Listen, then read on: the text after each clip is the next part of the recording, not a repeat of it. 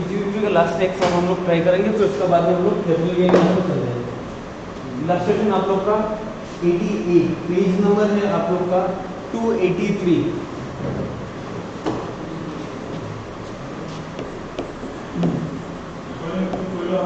हाँ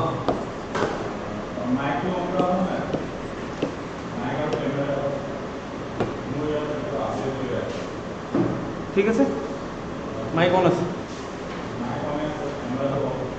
ठीक है।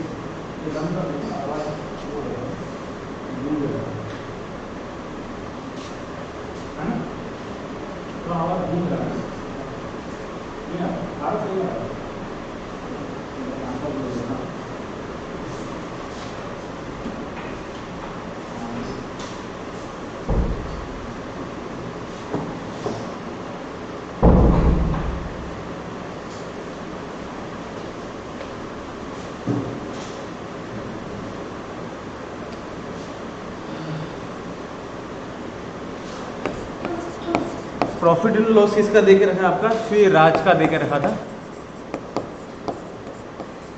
जो कौन है? एक इंडिविजुअल है। प्रोप्राइटरशिप बिजनेस है तो क्या हो गया उन लोग? इंडिविजुअल है, पार्टनरशिप फॉर्म नहीं होगा तो उनका ट्रीटमेंट अलग से होगा।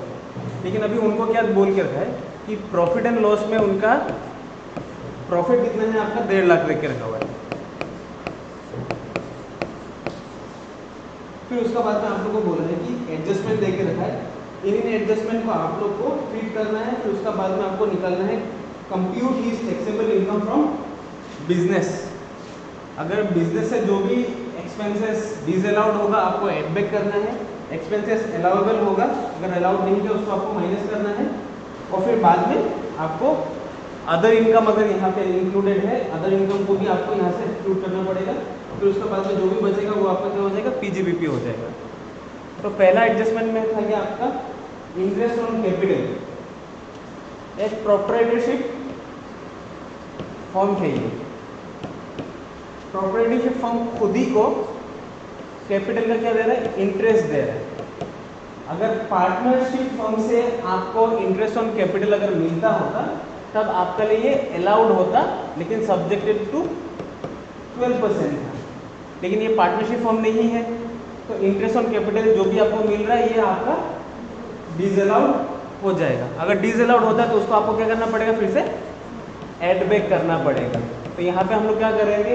Any expenses that are disallowed should be added first. तो यहाँ पे हम लोग ऐड करेंगे तो यहाँ पे प्लस होगा, अदरवाइज हम लोग नेगेटिव करके चलेंगे। तो आपका क्या होगा? इंटरेस्ट ऑन कैपिटल खुद से ड्रॉ कर रहा है तो इसलिए क्या हो जाएगा? फिर से एड बैक हो जाएगा। तो इस सेकंड में आपका क्या था?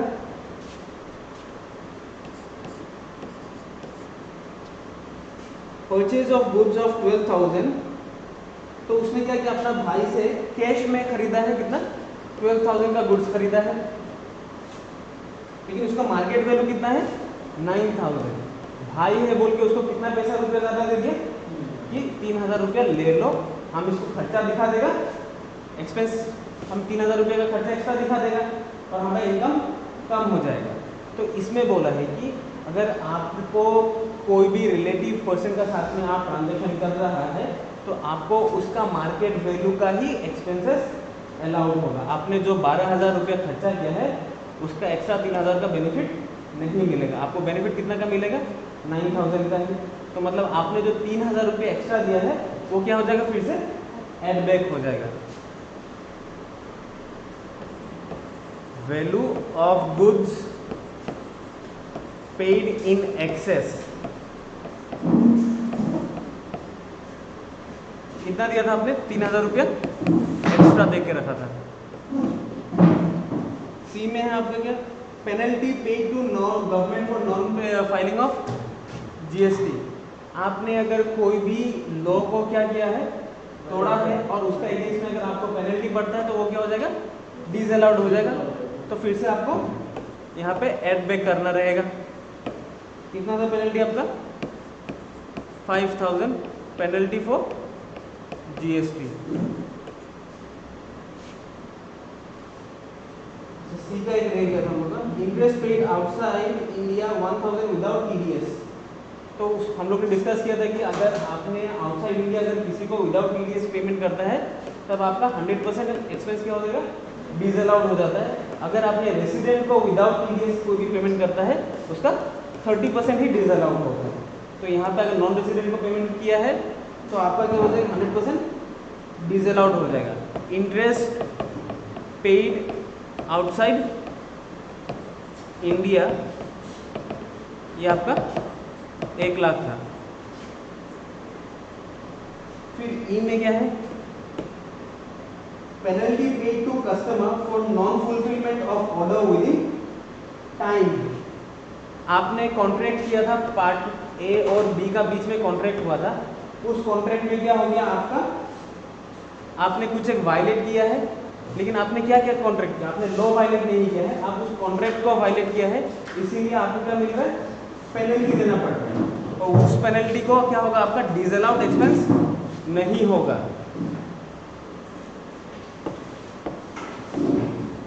पेनल्टी फॉर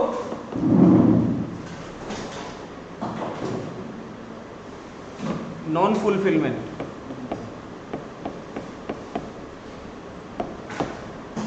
वो आपका क्या है, अलाउड एक्सपेंसेस होगा, इसलिए आपको यहाँ पे डिसअलाउड नहीं होने वाला है। आपने अगर लॉ को वायलेट किया होगा तो जाके आपका ये डिसअलाउड होगा। आपने यहाँ पे लॉ वायलेट नहीं किया है तो आपका ये पेनल्टी पेमेंट अलाउड होगा।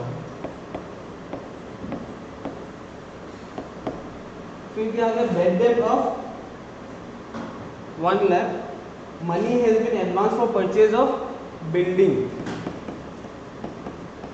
तो ये क्या है, आपका बैड डेट हुआ है। अगर बैड डेट अगर होता है वो भी आपका क्या होता है, अलाउएबल एक्सपेंस होता है या डिसअलाउड होता है। बैड डेट आपका अलाउड एक्सपेंस होता है, लेकिन आपने इस 1 लाख को किसके लिए दिया है, बिल्डिंग के लिए दिया है। ये बिल्डिंग क्या है, बिजनेस का प्रॉपर्टी नहीं है बोल के, अगर बिजनेस का प्रॉपर्टी नहीं होता है फॉर बिल्डिंग, ये क्या हो जाएगा, आपको फिर से एड बैक करना रहेगा।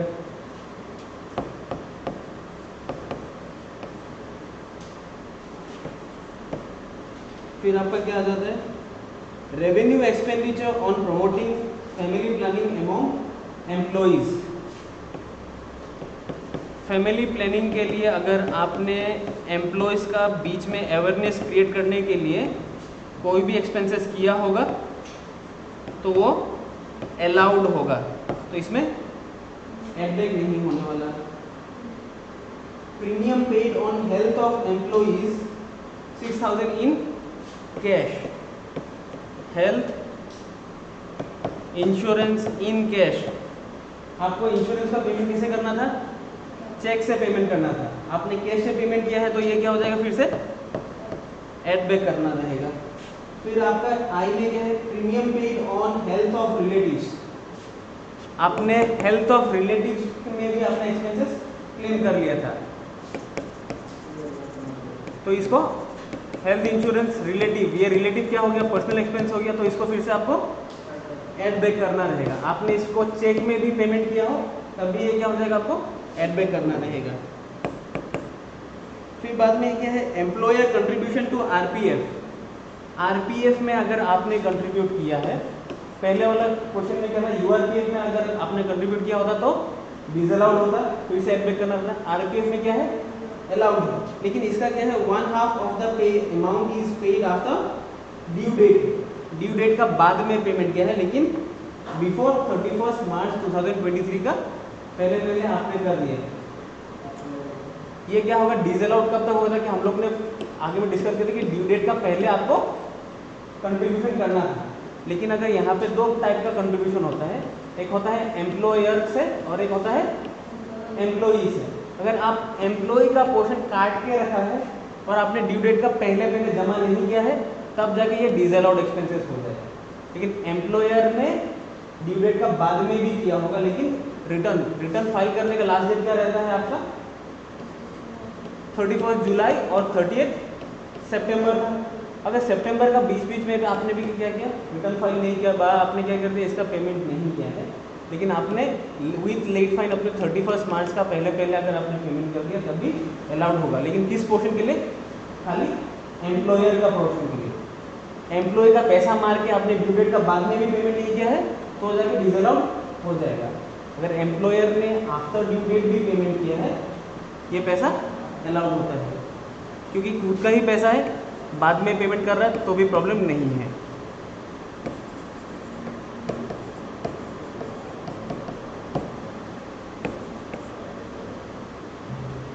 यहाँ पे क्या होगा, एम्प्लॉइज कंट्रीब्यूशन टू आरपीएफ 10,000 था, half of the payment is paid after due date. इसका एम्प्लॉय का पैसा कभी मार नहीं सकता, तो आपने यहाँ पे एम्प्लॉय का पैसा जब मार दिया था तो वो क्या हो जाएगा आपका डिसअलाउड हो जाएगा। 10,000 था, 10,000 का हाफ कितना है आपका 5,000 आ जाएगा। Interest on late payment of professional tax, आपने 1,000 क्या कर दिया था, पेमेंट ऑलरेडी नहीं किया है, इंटरेस्ट है, interest on late payment of professional tax, आपने प्रोफेशनल टैक्स को पेमेंट नहीं किया है, बा पेमेंट करेगा आप बाद में, उसका क्या है अभी इंटरेस्ट लग रहा है, इंटरेस्ट आपने पेमेंट नहीं किया है लेकिन ये अलाउड होगा या नहीं होगा। प्रोफेशनल टैक्स आपको पेमेंट करना चाहिए, आपने इसको लॉ को वायलेट किया है कि नहीं किया है, वायलेट नहीं किया है, लेट करके पेमेंट कर रहा है, और इंटरेस्ट आपको पेमेंट करना है। अगर ये इंटरेस्ट को आपको क्या करना था, कैश से पेमेंट करने से ही हम लोग एक्सपेंसेस अलाउड करते हैं या नहीं करते। सेक्शन 40 क्या बोल रहा था आपको कि आपको अगर बैंक का इंटरेस्ट पेमेंट करना है और उसको अगर आपने पेमेंट नहीं किया है तब जाके आपको इंटरेस्ट अलाउड नहीं होगा, आपको पेमेंट करना पड़ेगा। लेकिन आपने प्रोफेशनल टैक्स का इंटरेस्ट पेमेंट करना है, आपने पेमेंट यहाँ पे क्या लिखा है, ये टू बी पेड है, पेड नहीं किया है, वो इंटरेस्ट अलाउड होगा या नहीं होगा, अलाउड होगा, क्योंकि सेक्शन 14 ने किसका लिया बोल के रखा था आपका, ओनली बैंक का इंटरेस्ट का बात में बोला था। बैंक का इंटरेस्ट आपको एक्चुअली केस में पे होना पड़ेगा, अदरवाइज बाकी सब में आपको क्या है नहीं पे होने से भी आपको मिल जाएगा। Interest on late refund from income tax department, IT से आपको क्या मिल रहा है, रिफंड मिल रहा है, रिफंड का क्या मिल रहा है, इंटरेस्ट मिल रहा है। ये इंटरेस्ट जो आपको मिल रहा है ये आपका क्या है, बिजनेस इनकम है, बिजनेस इनकम नहीं है तो उसको आपको क्या करना पड़ेगा, लेस करना पड़ेगा।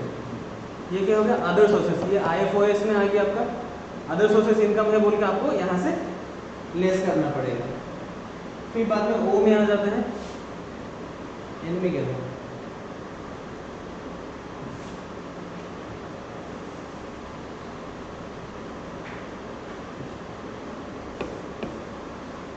Interest on loan from state bank of India, आपका कितना था 10,000 आपको पेमेंट करना था, 5,000 आपने पेमेंट किया है और 5,000 आपने ड्यू डेट ऑफ रिटर्न का पहले पेमेंट नहीं किया है, तो इंटरेस्ट फ्रॉम SBI, आपका ये वाला इंटरेस्ट अलाउड था, ये वाला आपने कैश में पेमेंट नहीं किया है बोल के 5,000 क्या हो जाएगा, फिर से एड बैक हो जाएगा आपका।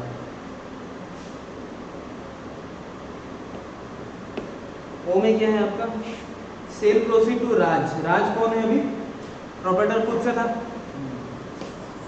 राज ने खुद को क्या कर दिया, सामान सेल किया है, खुद को सेल करने से हम लोग क्या बोलते हैं उसको,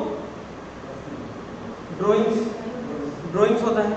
अगर आपने ड्राइंग्स किया है तो ये क्या हो गया, सेल्स से, आपका सेल्स था, आपका सेल्स से अगर रहा था, सेल्स आपका कितना था यहाँ पे 1,50,000 में आपका ये सेल्स इंक्लूडेड था, तो आपको यहाँ से सेल्स को क्या करना पड़ेगा, माइनस करना पड़ेगा।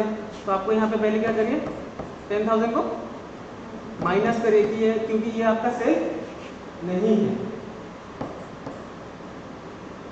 ठीक है। फिर बाद में आपका आ जाता है क्या कि आपका ये आइटम का वैल्यू कितना था, 8,000, आपका सामान बेचा है आपने 10,000 में, वैल्यू था उसका 8,000, खरीदा है 8,000 में, उसका मार्केट वैल्यू था 12,000, तो मार्केट वैल्यू देखना ही नहीं है। मेरा लॉस कितना का हुआ है 2,000 का, 8,000 का सामान हमने 2,000 में 10,000 में बेचा है, लॉस हुआ है कि नहीं हुआ है, लेकिन हमने कितना में बेचा है उसको, बट ड्रॉइंग कितना किया है उसने 10,000 में ही किया है, तो आपका यहाँ पे ड्राइंग कितना का गया है, गुड्स कितना चला गया यहाँ से, बस सेल कितना हुआ है,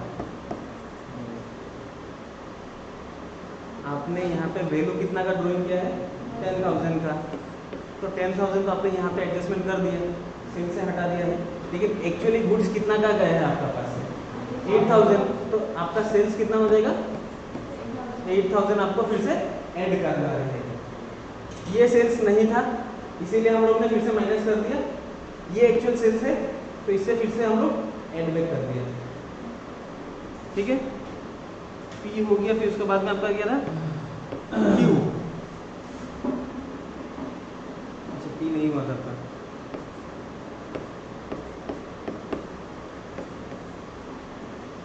he received 80,000 from a debtor at a time in cash, cash receive किया है डेटर से, डेटर कब बनता है आपका,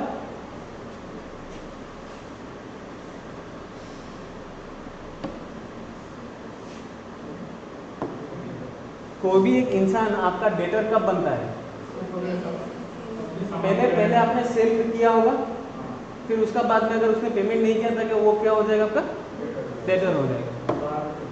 हाँ तो इसका मतलब क्या है, इसको हम लोग ने ऑलरेडी सेल करके रखा था, इन भाई साहब से मुझे कितना मिलना था अभी 80,000 मिलना था, 80,000 मिलना था, वो हम मैंने क्या कर दिया कैश में पेमेंट कर दिया, कैश हमने रिसीव किया है, तो कैश रिसीप्ट को लेके डिसअलाउंस था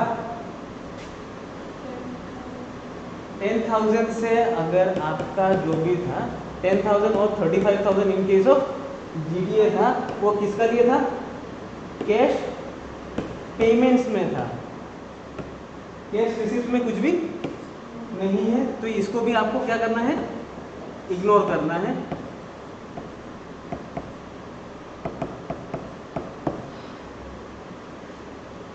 ठीक है।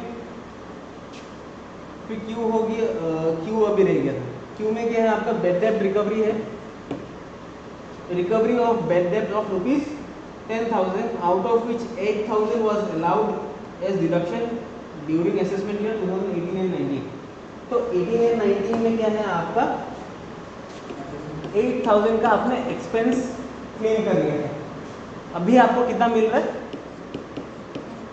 10,000 मिल रहा है, तो आपको अगर डिडक्शन कितना का मिल रहा है, अभी आपको एक्सेस कितना पैसा मिल रहा है 2,000 मिल रहा है, तो आपको अगर जो 2,000 मिल रहा है उसी 2,000 को आपको क्या करना है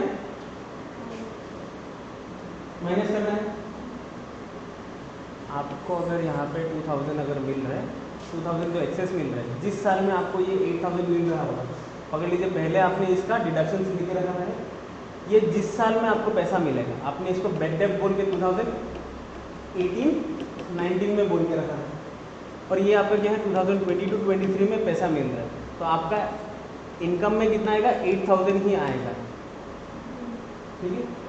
आपने इसका खर्चा ले लिया था, रिकवरी हो गया कितना 10,000 का, तो आपका खर्चा कितना मतलब इनकम कितना है आपका 8,000 ही है, जो एक्सेस 2,000 रुपया है वो आपका उसी साल में लगेगा जिस साल में आपने फिर से अगर बैड डेब्ट का रिकवरी होगा फिर बाद में लगेगा, या जिस साल में आपने एक्सपेंसेस किया था उसी साल में लगेगा टैक्स, इस साल में जिस साल में आपने रिकवरी कर रहे हैं उस साल में आपको टैक्स नहीं लगेगा, तो आपका इधर पे कितना लगा है यहाँ पे 10,000 से 8,000 का एक्सपेंस आपने ले लिया था, तो आपको जो 2,000 रुपये एक्स्ट्रा आपका पीएल में आपने इनकम किया है वो आपका इनकम इस साल का नहीं है, तो आपको यहाँ पे क्यू में बैड डेब्ट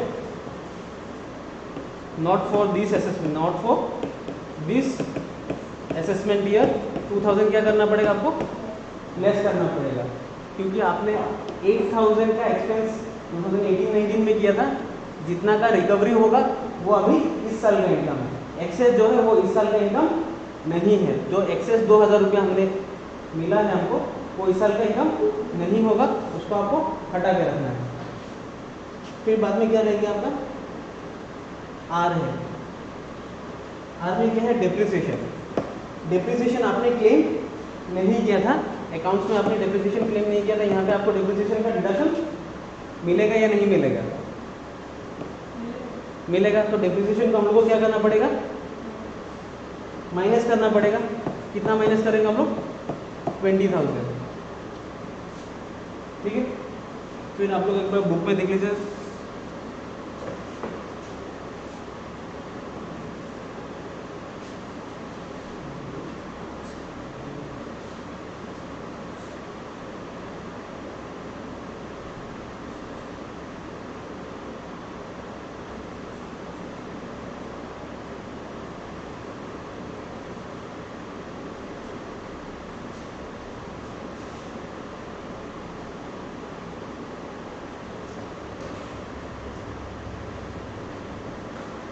इसका टोटल में जो भी रह जाता है वो आपका क्या हो गया? फीजिबिलिटी हो जाएगा।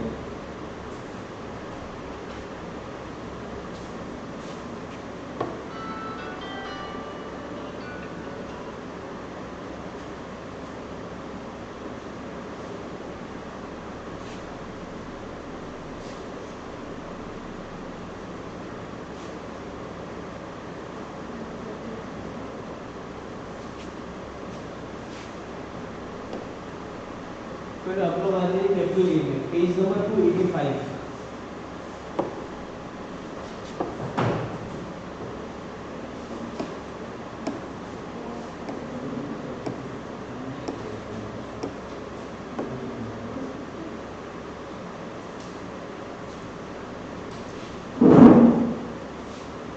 कैपिटल गेन में क्या है, आपको कोई भी कैपिटल एसेट को आपने क्या करना पड़ेगा? पहले ट्रांसफर होना पड़ेगा।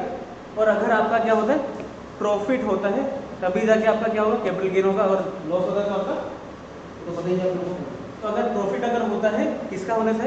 ट्रांसफर होने से, तभी जाके आपको कैपिटल गेन होगा। लेकिन पहले यहाँ पे क्या क्या चीज़ होना पड़ेगा? आपको ट्रांसफर होना पड़ेगा, कैपिटल एसेट होना पड़ेगा, कैपिटल एसेट का ट्रांसफर होना पड़ेगा।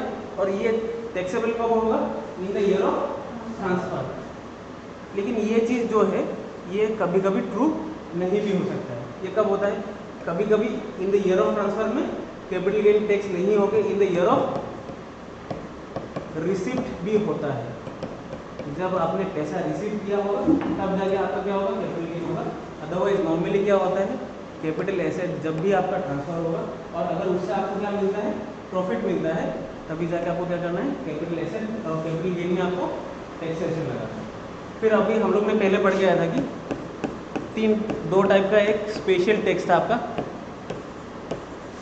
111A वो था आपका शॉर्ट टर्म कैपिटल गेन, जिसका रेट कितना था?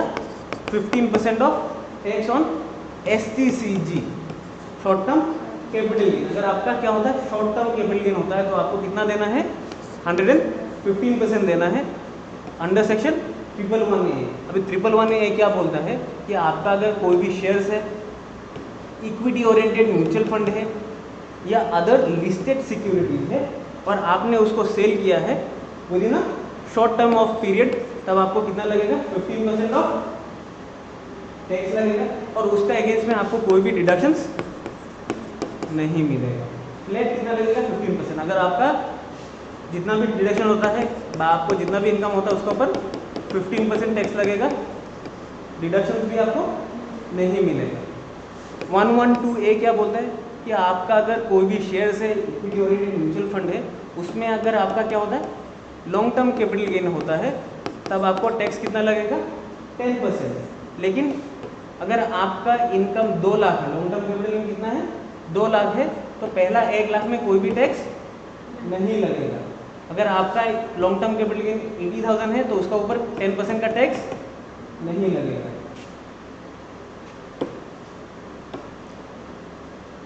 ईयर ऑफ चार्जेबिलिटी कब था आपका? In the year of transfer पे लगना चाहिए।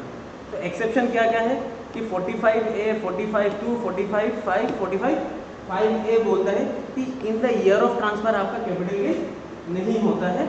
In the year of receipt, जो अभी मैंने बोला था कि आपको जिस साल में आपको पैसा मिलेगा उसी साल में क्या होगा? आपका कैपिटल गेन होता है।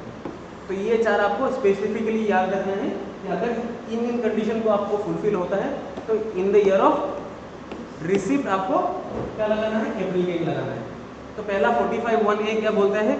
अगर आपका पास कोई भी कैपिटल एसेट है और उसका क्या हो गया था? आपका डिस्ट्रक्शन हो गया था, डिस्ट्रॉय हो गया था, डैमेज हो गया था और उसका आपको इंश्योरेंस क्लेम मिल रहा है, लॉन्ग टर्म एसेट था, आपको ट्रांसफर हो गया था पहले ही, 1 साल पहले ही क्या हो गया था, उसका डैमेज हो गया था।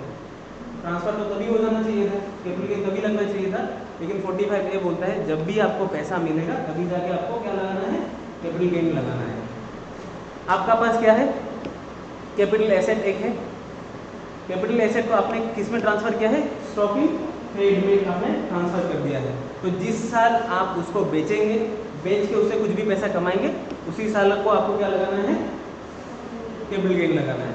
In the year of transfer में नहीं लगाना है, मतलब जिस साल आपने कैपिटल एसेट से स्टॉक इन ट्रेड में लगाएगा उसी साल में आपको टैक्स नहीं लगाना है। किस साल में लगाना है, in the year of receipt. इसको जब आपको बेचेंगे उस साल में आपको क्या करना है, आपको कैपिटल गेन का टैक्स लगाना है। कंपलसरी एक्विजिशन ऑफ एसेट, कोई भी एसेट है, कोई भी लैंड है, पकड़ लीजिए क्या है, ये एजीसीएल है। एजीसीएल को अभी क्या करना है, पाइपलाइन बैठाना है, गैस का पाइपलाइन बैठाना है। तो गैस का पाइपलाइन अगर बैठाना है तो एजीसीएल को क्या करना है, इस लैंड को एक्वायर करना पड़ेगा। अगर जब भी ये क्या होता है, बाय गवर्नमेंट लॉ अगर हमने क्या किया, कोई भी एक एसेट को एक्वायर करता है तो उसको क्या बोला जाता है, कंपलसरी एक्विजिशन ऑफ एसेट। अगर कोई भी एक लैंड एसेट को कंपलसरीली गवर्नमेंट ने एक्वायर किया जाता है, तब उसका अगर जब भी पेमेंट मिलेगा उसी साल को ही हम लोग को क्या करना है, कैपिटल गेन लगाना है। मान लीजिए आपका क्या है, ये 2020 में आपको ट्रांसफर हो गया था आपका प्रॉपर्टी एजीसीएल को, ये आप है, आपने एजीसीएल को 2020 में ही एग्रीमेंट करके बेच दिया है, लेकिन पैसा आपको कौन सा साल में मिल रहा है, 2023 में मिल रहा है, तो आपको टैक्स कौन सा साल में लगाना है, 2023 में लगाना है। जॉइंट डेवलपमेंट एग्रीमेंट क्या है, आपका एक कोई भी एक लैंड होगा और लैंड को क्या है, आपने डेवलप करने के लिए, रेसिडेंशियल हाउस प्रॉपर्टी बनाने के लिए, बिल्डिंग बनाने के लिए, फ्लैट बनाने के लिए आपने किसी बिल्डर को दे दिया है। जब भी आपका क्या होगा, ये बिल्डिंग बन के कंप्लीट हो जाएगा उसी साल में आपको उसका टैक्स देना है। ठीक है, तो आप लोग एक बार देख लीजिए, फिर उसके बाद में प्रॉब्लम हो जाएगी।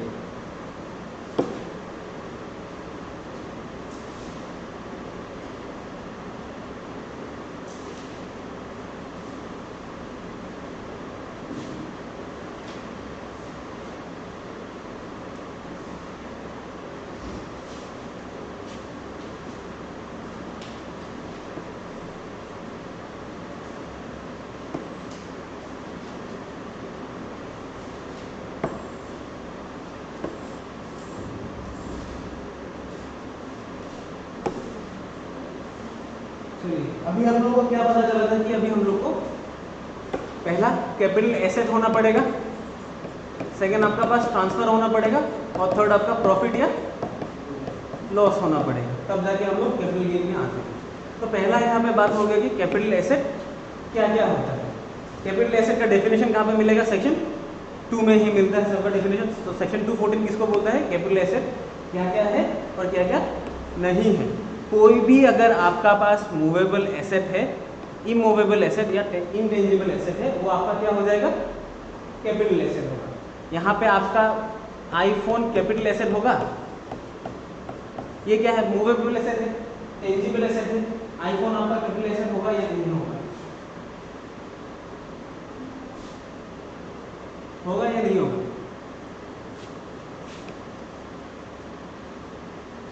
क्या है, एक्सक्लूड्स पर्सनल इफेक्ट्स। अगर आईफोन आपका पर्सनल इफेक्ट है तो आपका ये आईफोन क्या होगा, आपका कैपिटल एसेट नहीं होगा। आपका अगर ज्वेलरी होता है, तनिष्क से आपका क्या खरीदा, आपने ज्वेलरी खरीद के रखा है, तो वो क्या होगा, कैपिटल एसेट होगा या नहीं होगा, नहीं होगा, होगा। Anything which is of immense value that should be considered under capital asset. वो यहाँ पे ये नहीं बोल रहा है कि ये आपका पर्सनल होना चाहिए या ना हो, तब भी कैपिटल एसेट होगा। ये आपका बिजनेस के लिए एसेट है, तब भी आपका ये कैपिटल एसेट होगा। लेकिन क्या होना पड़ेगा, ये मूवेबल, इमूवेबल, टेंजिबल, इंटेंजिबल सभी सामान होता है। गुडविल अभी बताइए, तो गुडविल क्या होगा, कैपिटल एसेट होगा या नहीं होगा, होगा। गुडविल भी होता है, ट्रेडमार्क भी होता है, पेटेंट भी आपका क्या होता है, कैपिटल एसेट होता है। तो ज्वेलरी का वैल्यू रहता है, तब जाके ये भी आपका क्या होगा, पर्सनल एसेट होने से भी जिसका आपका पास वैल्यू रहता है, जो आपका पर्सनल एफेक्ट्स में नहीं मिलता है। मतलब मान लीजिए अगर आपका कार है, कार को आपने सेल किया है, तो वो क्या होगा, पर्सनल इफेक्ट होगा या आपका उस उधर पे कैपिटल एसेट होगा? आईफोन नहीं हो, कैपिटल एसेट हो सकता है। फिर यहाँ पे क्या हो गया, यहाँ पे और एक चीज़ नहीं हो सकता है, रूरल एग्रीकल्चरल लैंड। अब आपने पहले पढ़ा था कि रूरल और अर्बन का पॉपुलेशन और डिस्टेंस का बीच में डिफरेंशिएशन था। उसका बेसिस में क्या करना है, कभी भी रूरल एग्रीकल्चरल लैंड आपका कैपिटल एसेट में नहीं होगा। उसका मतलब क्या है, रूरल एग्रीकल्चरल लैंड नहीं हो सकता है, लेकिन urban agricultural land capital asset हो सकता है। मतलब इसको अगर ट्रांसफर किया है, उसका अगेंस्ट में अगर आपको प्रॉफिट हो रहा है, तो इसका ऊपर में आपको कैपिटल गेन नहीं लगेगा। अर्बन लैंड को अगर आपने सेल किया है, उसका ऊपर प्रॉफिट हो रहा है, कैपिटल गेन लगेगा। अगर आपका पास क्या है, कोई भी एक फॉरेन इन्वेस्टर है, फॉरेन इन्वेस्टर का पास अगर कोई भी सिक्योरिटीज होगा, तो उनको भी हम लोग कैपिटल एसेट बोल के मानेंगे। वो किसका लिए है, नॉन रेसिडेंट फॉरेन इंस्टीट्यूशंस के लिए है। आपका पास स्टॉक इन ट्रेड है, वो आपका कैपिटल एसेट नहीं हो सकता है। क्यों नहीं हो सकता है? क्योंकि इसको हम लोग पीजीपीपी में ऑलरेडी कंसिडर करके रखा हो। लास्ट डे का क्वेश्चन था, उसमें आपका क्या था, क्लोजिंग स्टॉक और ओपनिंग स्टॉक आपने वैल्यूएशन किया था, उसको आपने ऐड और लेस कहाँ पे किया था, पीजीपीपी में किया है। अगर ये पीजीपीपी में आ गया तो यहाँ पे नहीं आएगा, पर्सनल इफेक्ट्स नहीं आएगा, एक्सेप्ट ज्वेलरी, मतलब ज्वेलरी कैपिटल एसेट है। एनी वर्क ऑफ आर्ट, जैसे अभी कौन है, सलमान भाई क्या करता है, ड्राइंग बनाता है, तो उस ड्राइंग को बेचता है। तो जब भी ये ड्राइंग बेचा जाएगा, वो भी किस में आएगा, आपका कैपिटल एसेट में ही आएगा। Rural agricultural land capital asset नहीं होगा। बियरर बॉन्ड नहीं होगा। गोल्ड बॉन्ड आपने खरीदा है, गोल्ड बॉन्ड में आपको इंटरेस्ट मिल रहा है, वो इंटरेस्ट आपका क्या हो सकता है, अदर सोर्सेस में टैक्सेबल हो जाएगा। लेकिन गोल्ड बॉन्ड को अगर ट्रांसफर कर रहा है या सेल कर रहा है, उसके ऊपर कोई भी कैपिटल एसेट और कैपिटल गेन नहीं लगेगा। तो इसका मतलब क्या है, आपको कैपिटल गेन क्या खरीदना है, गोल्ड बॉन्ड खरीदिए, कैपिटल गेन टैक्स मत लगाइए, इंटरेस्ट में खाली टैक्स दीजिए। और आपने कोई भी डिपॉजिट सर्टिफिकेट अगर खरीद के रखा हुआ है, उसका ट्रांसफर में भी आपको कोई भी कैपिटल गेन नहीं लगेगा। तो चलिए अभी हमको एग्जाम्पल 2-3 बताइए जिसका ऊपर पेंटिंग्स में या ड्राइंग्स या स्कल्पचर्स, कोई भी एक मूर्ति है, उसका ऊपर वो क्या है, आपने आपका रेसिडेंशियल हाउस प्रॉपर्टी में आपने खरीद के रखा हुआ है, बना के रखा हुआ है, ये आपका क्या है, कैपिटल एसेट होगा या नहीं होगा। कोई भी एक मूर्ति है, स्कल्पचर है, जिसका वैल्यू बहुत है, मान लीजिए उसका वैल्यू कितना है, 1 करोड़ है, आपने बना के रखा, आप उसमें घर में डेली क्या करता है, पूजा पूजी करता है, तो पूजा जब कर रहा है, वो आपका कैपिटल एसेट होगा या नहीं होगा, ठीक है, कैपिटल एसेट होगा। जिसका भी वैल्यू ज़्यादा होगा वो क्या होगा, आपका कैपिटल एसेट होगा। फिर उसका बाद में अगर आ जाता है रूरल एग्रीकल्चरल लैंड, आपने देख लिया है,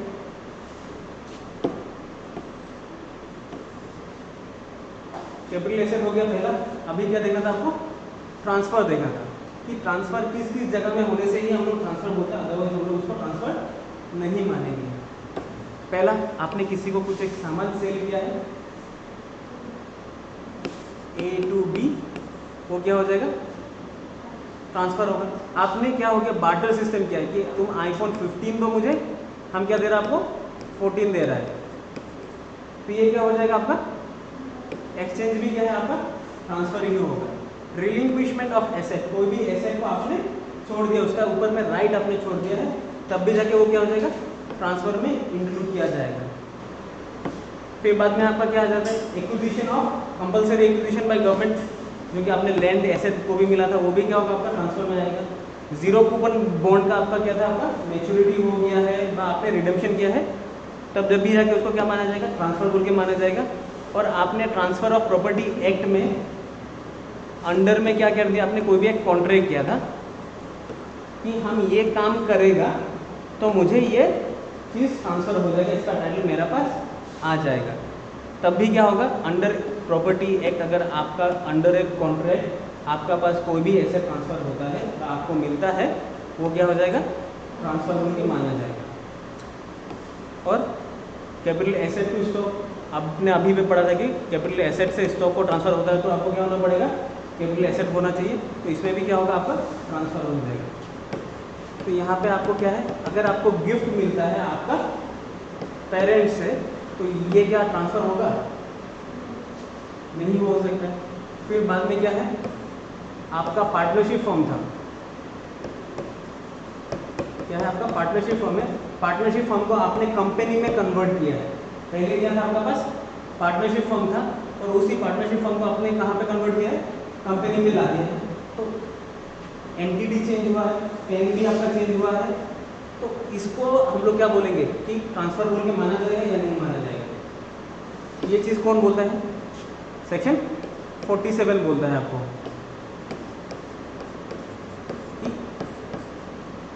247 आपको बोल रहा है कि ये सब चीज़ में आपको क्या होगा, ट्रांसफर होगा।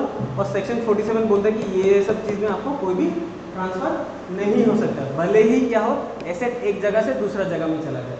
जैसे कि आपका क्या था, पार्टनरशिप फॉर्म था। पार्टनरशिप फॉर्म में आपका बहुत सारा फर्नीचर्स था, 50 लाख का फर्नीचर्स था। वो अभी कहाँ, किसका पास चला गया, कंपनी का पास चला गया। तो ये ट्रांसफर हुआ है, सामान जब 50 लाख का ट्रांसफर यहाँ पे 50 लाख का आ गया। तो ये जब भी ट्रांसफर होगा उसको हम लोग अंडर सेक्शन 49 ट्रांसफर बोल के नहीं माना जाएगा। लेकिन कब नहीं माना जाएगा वो आप लोग को यहाँ पे देखें, ठीक है। सेक्शन 47 आपको तो यहाँ पे दिया हुआ है पेज नंबर 291 में। 291 का आपको पहला ही 2-3 एग्जाम्पल देख लीजिए, उसका बाद हम बताएंगे। पेज नंबर 291 यहाँ पे अगर कोई भी क्या हो रहा है, पहले आपको देख लीजिए, any distribution of capital asset on the total और पार्टीशन ऑफ एचयूएफ। एचयूएफ का पार्टीशन हुआ है, डीमर्जर हुआ है, उसमें से आपका कोई भी एसेट इधर से उधर हुआ है, एक जगह से दूसरा जगह पास गया है, तभी उसको हम ट्रांसफर बोल के नहीं मानेगा।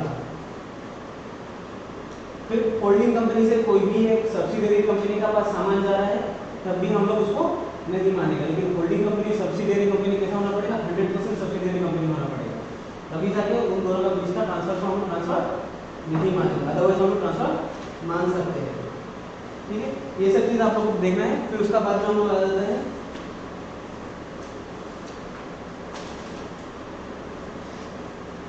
कॉस्ट ऑफ एक्विजिशन में आ जाते हैं।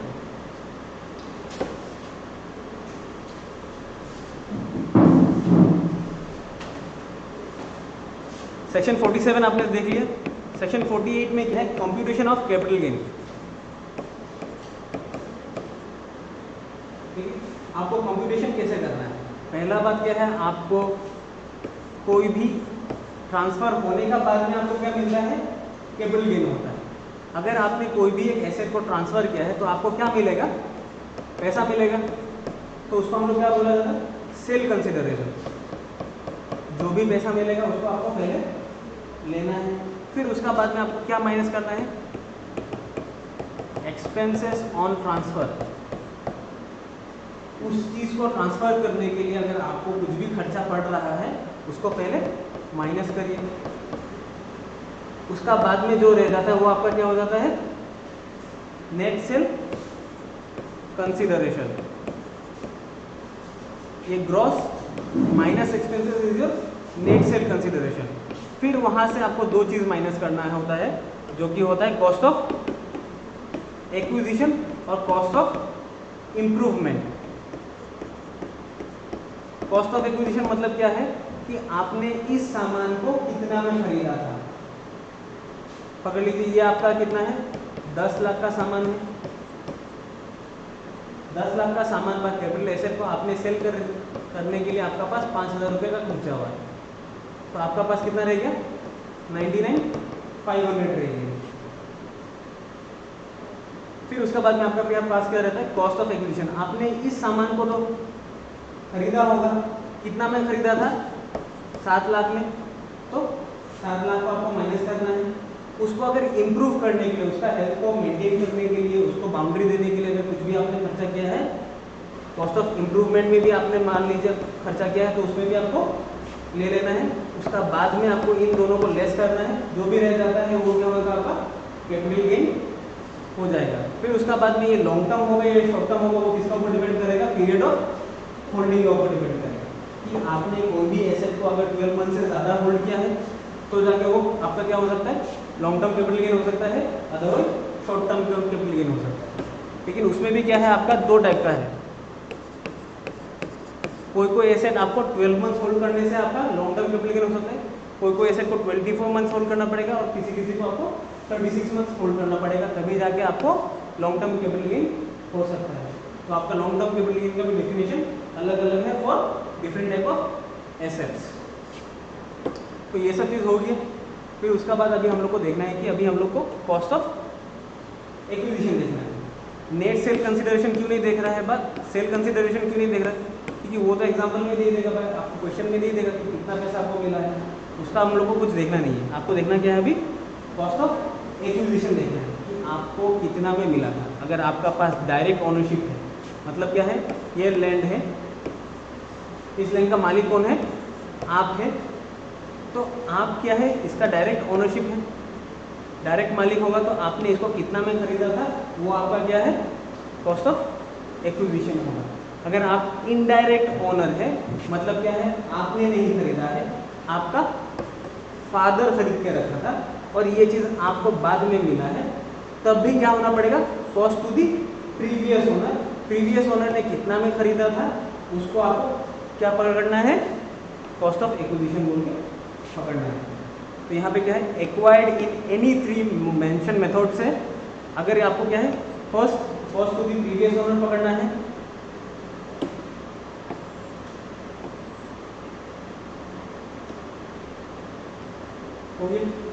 और इम्प्रूवमेंट अगर होता है, इम्प्रूवमेंट अगर आपने नहीं किया है, वो किसने किया है, आपका प्रीवियस ओनर ने किया है, तब भी प्रीवियस ओनर का इम्प्रूवमेंट का कॉस्ट को भी आपको पकड़ना है। लेकिन इसको कहाँ पे पकड़ना है, कॉस्ट ऑफ एक्विजिशन में नहीं पकड़ना है, कॉस्ट ऑफ इम्प्रूवमेंट में पकड़ना है। फिर कॉस्ट तो हम लोग ने देख लिया, फिर हम लोग को क्या देखना था, पीरियड ऑफ होल्डिंग पकड़ना है। अगर आप खुद पहला ही ओनर है तो आपने कब से उसको खरीद कर रखा है, वो आपका पीरियड ऑफ होल्डिंग हो गया। अगर आपने नहीं पकड़ कर रखा है, आपका फादर ने आपका ये एसेट खरीद कर रखा था, तो फादर का भी पीरियड ऑफ होल्डिंग को पकड़ना है, और आपका नाम पे जब से आया है उसको भी आपका पीरियड ऑफ होल्डिंग में कंसिडर करना है। चलिए, ये हो गया कि आपका शॉर्ट टर्म और कैपिटल गेन, लॉन्ग टर्म का ये डेफिनेशन। कि अगर कोई भी एसेट है, जो एसेट को अभी हम लोग क्या कर रहा है, 1 साल से कम होल्ड करके रखा है, किन किन एसेट को, लिस्टेड सिक्योरिटीज, मतलब क्या हो गया, आपका शेयर्स हो गया, म्यूचुअल फंड्स हो गया, जो कि कैसा म्यूचुअल फंड होना पड़ेगा, आपका इक्विटी ओरिएंटेड म्यूचुअल फंड होना पड़ेगा। अगर आपका पास डेट ओरिएंटेड म्यूचुअल फंड है, डेट म्यूचुअल फंड है, तब जाके यहाँ पे आएगा, उसको आपको 3 साल तक होल्ड करना पड़ेगा, तभी जाके वो लॉन्ग टर्म होगा, अदरवाइज क्या होगा, शॉर्ट टर्म होगा। फिर से एक बार देख लीजिए कि आपका पास क्या है, लिस्टेड सिक्योरिटीज है, इक्विटी ओरिएंटेड म्यूचुअल फंड है, यूनिट ऑफ यूटीआई है, और आपका पास जेसीबी है। तो क्या होगा, आपको उसको 1 साल से ज़्यादा तक होल्ड करना है, मतलब आपको कितना महीना होल्ड करना है, 12 मंथ होल्ड करना है। अगर आपने इन सब को 12 मंथ होल्ड किया है तो जाके लॉन्ग टर्म, 12 मंथ से अगर कम किया है तो शॉर्ट टर्म। फिर अगर इमूवेबल प्रॉपर्टी हो जाता है, जैसे आपका क्या है, लैंड एंड बिल्डिंग, तो लैंड एंड बिल्डिंग को आपने कितना मंथ होल्ड करना पड़ेगा, 24 मंथ्स। अगर आपने 24 मंथ्स होल्ड किया है तो long term, otherwise short term होगा। फिर बाद में अगर अनलिस्टेड सिक्योरिटीज है, और अनलिस्टेड क्या है आपका पास, कैपिटल एसेट है, या आपका डेट ओरिएंटेड म्यूचुअल फंड है, तो उसको आपको 36 मंथ्स आपको रखना है। ठीक है, तो 12, 24 और 36 है। ये वाला आपने तो अभी देख लिया था। फिर उसका बाद में ये एक चीज़ आता है कि कॉस्ट ऑफ एक्विजिशन में आपको इंडेक्सेशन बोल के एक चीज़ मिलेगा। इसका मतलब क्या होता है, कभी भी अगर आपको लॉन्ग टर्म कैपिटल गेन होता है, क्या होता है, लॉन्ग टर्म कैपिटल गेन होता है, तो आपको इंडेक्सेशन का बेनिफिट मिलेगा। इंडेक्सेशन मतलब क्या होता है कि कॉस्ट इन्फ्लेशन,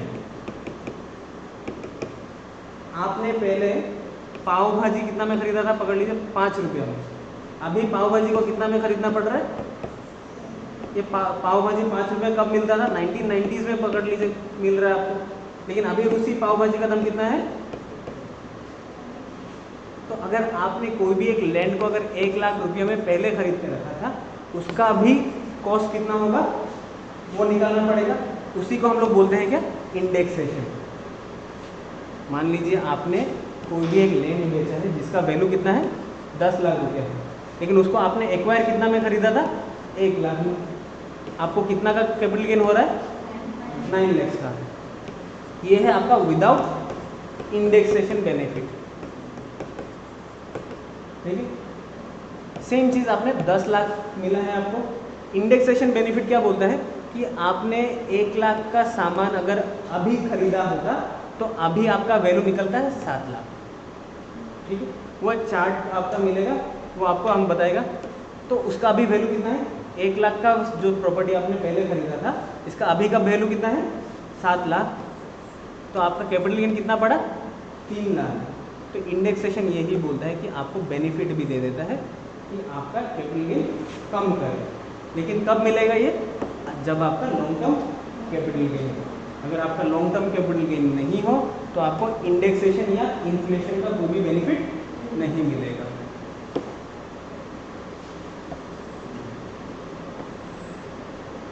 ठीक है, यही आपका इंडेक्सेशन। इंडेक्सेशन क्या था आपका? पहला 2001 और 2 में अगर आपको पकड़ना है, 2001 एंड 2 में अगर आपने कोई भी सामान खरीदा है या बेचा है तो उसको आपको कॉस्ट ऑफ इन्फ्लेशन इंडेक्स को आपको कितना पकड़ना है? 100 वोल्ट में पकड़ना है। ये अभी आपको पता चलेगा। पेज नंबर कितना है आपका? 300 में।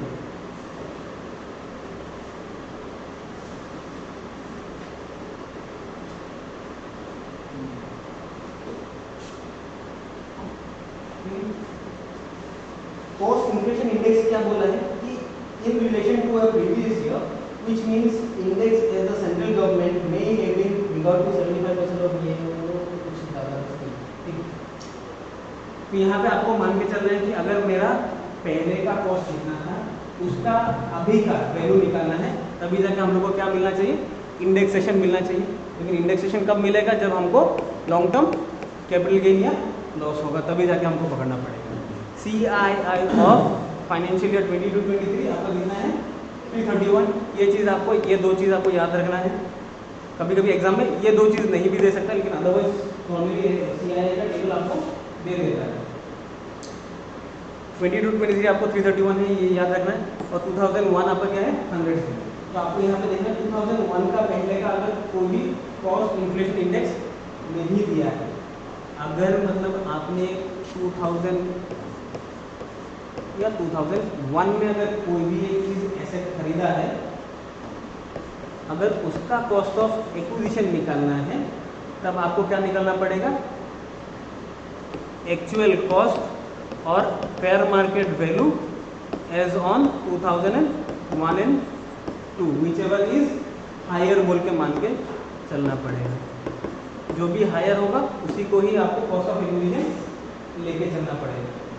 मतलब 2001 का पहले अगर आपने कुछ भी सामान खरीदा है उसका एक्चुअल कॉस्ट निकालिए, फिर उसका फेयर वैल्यू मार्केट वैल्यू निकालिए एज ऑन 2001 एंड 2। उन दोनों में से जो भी हायर होगा उसको ही हम लोग कॉस्ट ऑफ एक्विजिशन बोल के मानेंगे। अगर 2001 का और 2 का बाद में अगर आपने कुछ भी चीज़ एक्वायर किया है तब जाके आपको ये इंडेक्सेशन का बेनिफिट मिलेगा और आपको ऐसा निकालना पड़ेगा।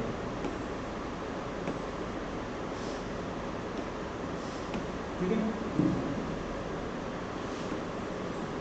कॉस्ट ऑफ इंडेक्सेशन मतलब क्या है? कॉस्ट ऑफ इक्विजिशन पर कॉस्ट ऑफ इंप्रूवमेंट कितना होगा, ट्रांसफर कौन सा ईयर में हुआ है और कौन सा ईयर में आपने इसको खर्चा किया था, एक्वायर किया था, उस हिसाब से आपको लेना पड़ेगा। तो इसका बाद में आपका इंडेक्सेशन का बेनिफिट मिल जाएगा। एक्विजिशन हो गया था, अभी क्या है आपका? इम्प्रूवमेंट। ये दोनों ही मेथड एक्विजिशन और इम्प्रूवमेंट का सेम ही है। इम्प्रूवमेंट में वो प्रूफ करना पड़ेगा, प्रूफ नहीं करने से भी, लेकिन आपका पास क्या रहना पड़ेगा कि आपका पास ड्रॉइंग्स रहना पड़ेगा। वो चीज़ आपको खर्चा पानी नहीं दिखाने से भी क्या करना पड़ेगा? पुराना बिल रहना पड़ेगा, आपका पास बिल रहना पड़ेगा, प्रूफ रहना पड़ेगा, फोटो मार के रखिए, क्योंकि आपको अल्टीमेटली जब भी बेचेंगे आपको दिखाना पड़ेगा हमने ये खर्चा। मैं इसलिए बोल रहा हूँ कि बहुत बड़ा खर्चा क्या है, इम्प्रूवमेंट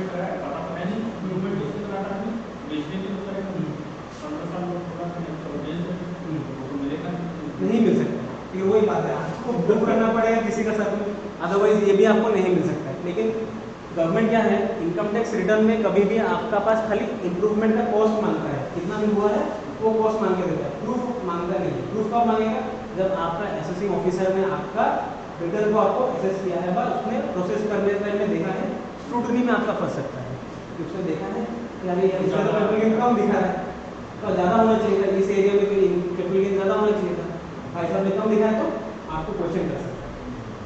अदरवाइज आप कुछ भी दिखा देंगे, कुछ भी चलता है इसमें। तो ठीक है, कॉस्ट ऑफ एक्विजिशन हो गया। अभी कौन सा है, अभी कॉस्ट ऑफ इम्प्रूवमेंट है। तो सेम चीज़ यहाँ पे क्या है, कॉस्ट ऑफ एक्विजिशन में आपको कॉस्ट और एफएमबी व्हिचएवर इज हायर लेना था। कॉस्ट ऑफ इम्प्रूवमेंट बिफोर 1/4/2001 अगर आपने किया है तो उसको इग्नोर करना है। अगर 2001 में अगर आपने 15 करोड़ का भी इम्प्रूवमेंट कर दिया होगा तो उस इम्प्रूवमेंट को नील बोल के माना जाएगा। किसका लिए, ओनली फॉर इम्प्रूवमेंट, ठीक है।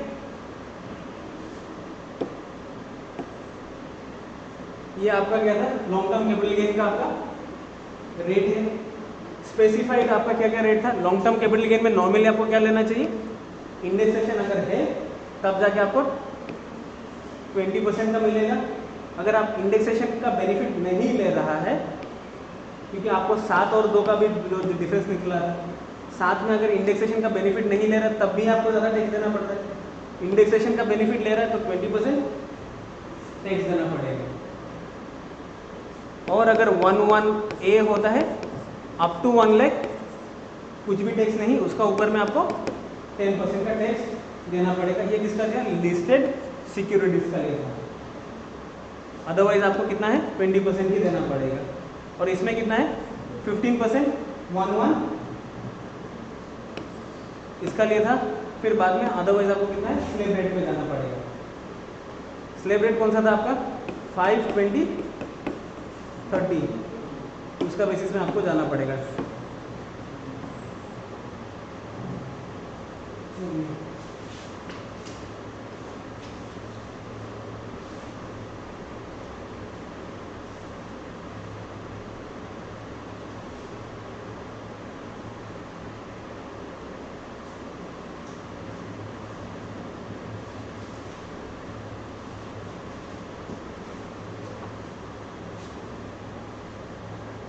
पेज नंबर 299 में आ जाइए।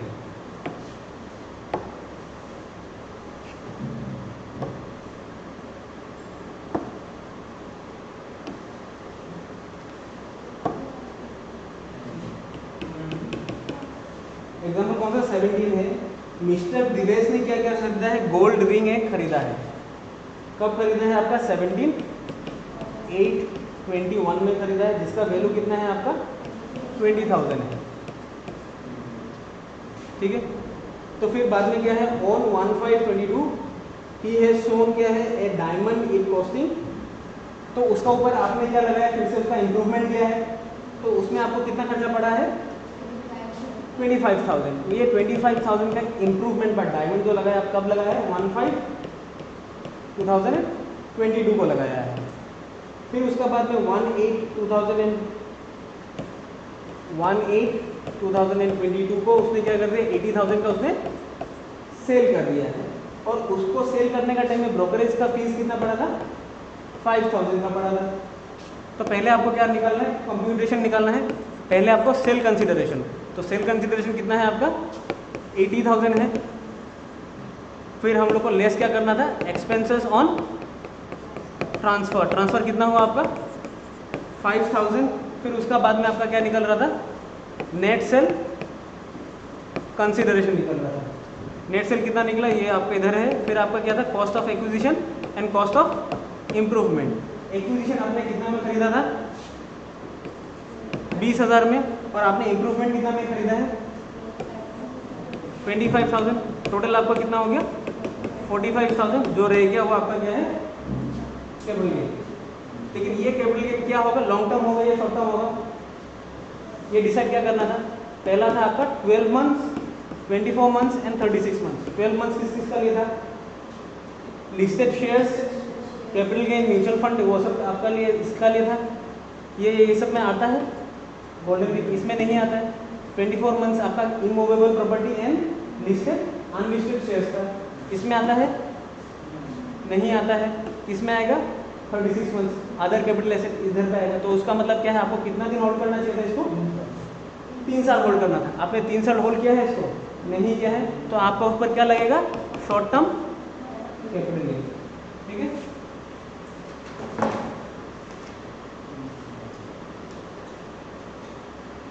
चलिए 301 में आइए।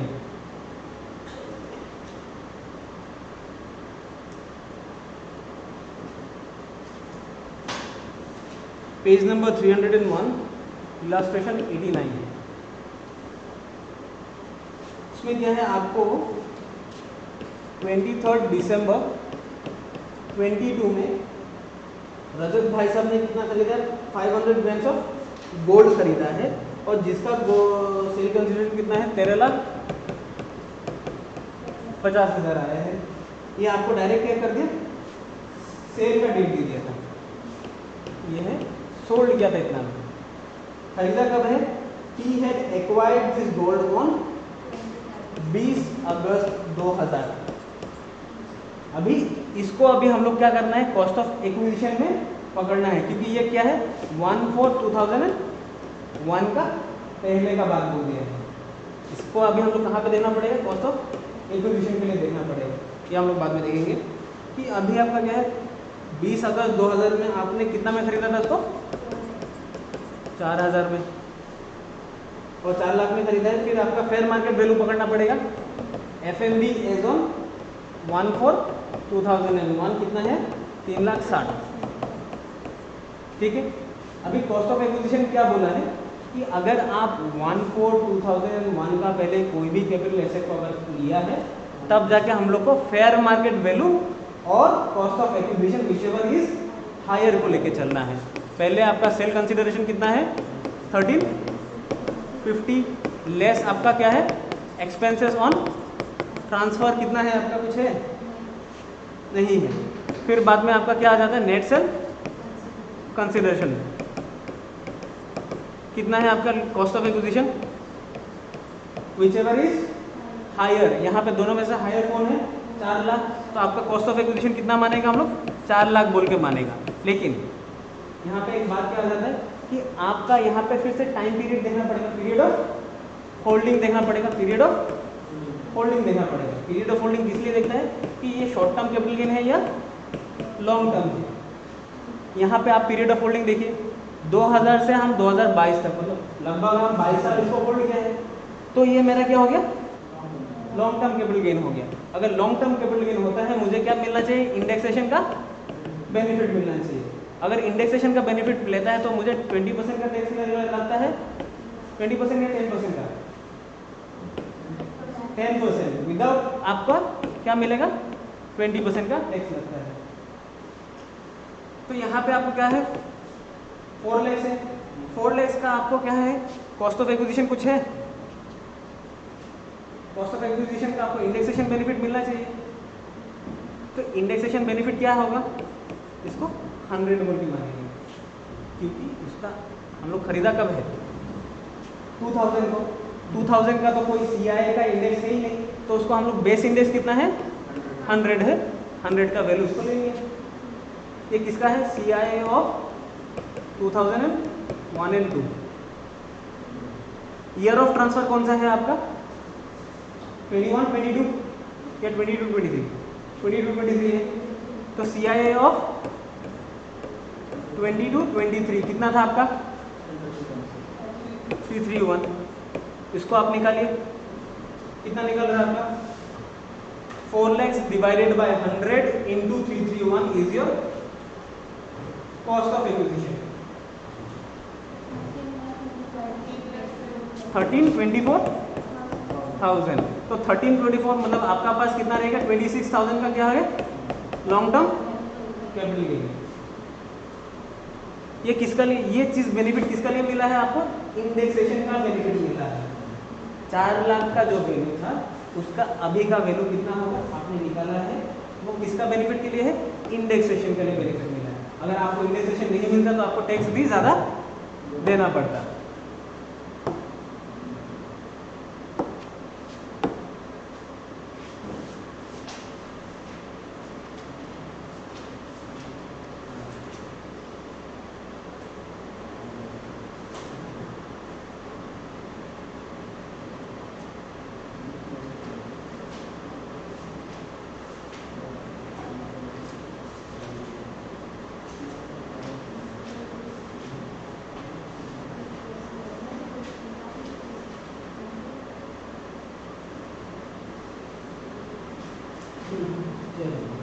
अभी आपको आना है पेज नंबर 332 पे।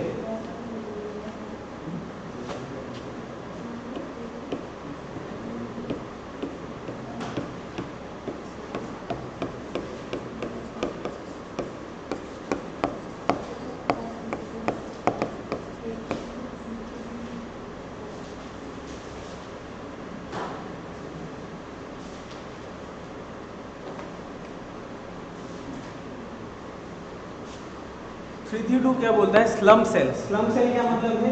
अगर आपने कोई भी हड़बड़ी में डिस्ट्रेस में सेल कर रहा है, इन केस ऑफ डिस्ट्रेस, आपका पास कोई भी तंगी था,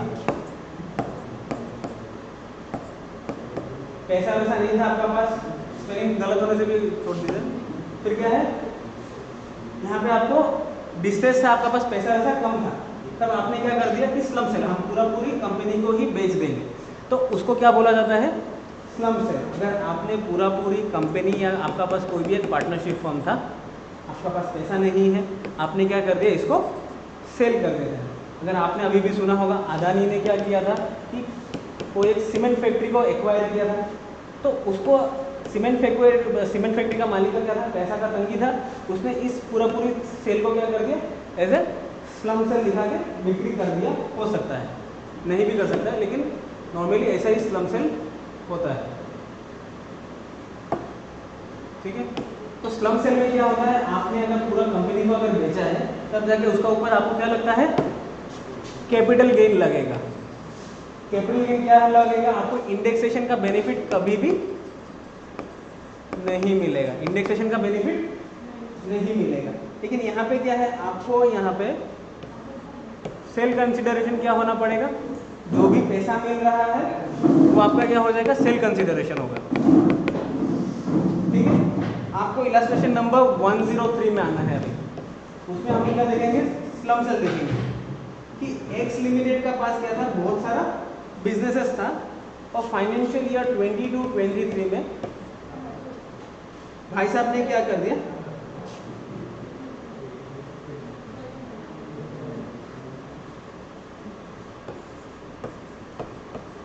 $3 लाख वैल्यू में उसको बेच दिया है। During the year 22-23 the company sold one of its undertaking as it was continuously generating loss since 5 years for lump sum value of कितना? 300 lakhs में उसने बेच दिया है। तो सेल कंसिडरेशन मिल गया। फिर हम लोग को क्या निकलना था? Expenses on transfer. यहाँ पे एक्सपेंसेस ऑन ट्रांसफर कितना है आपका? 5% ऑफ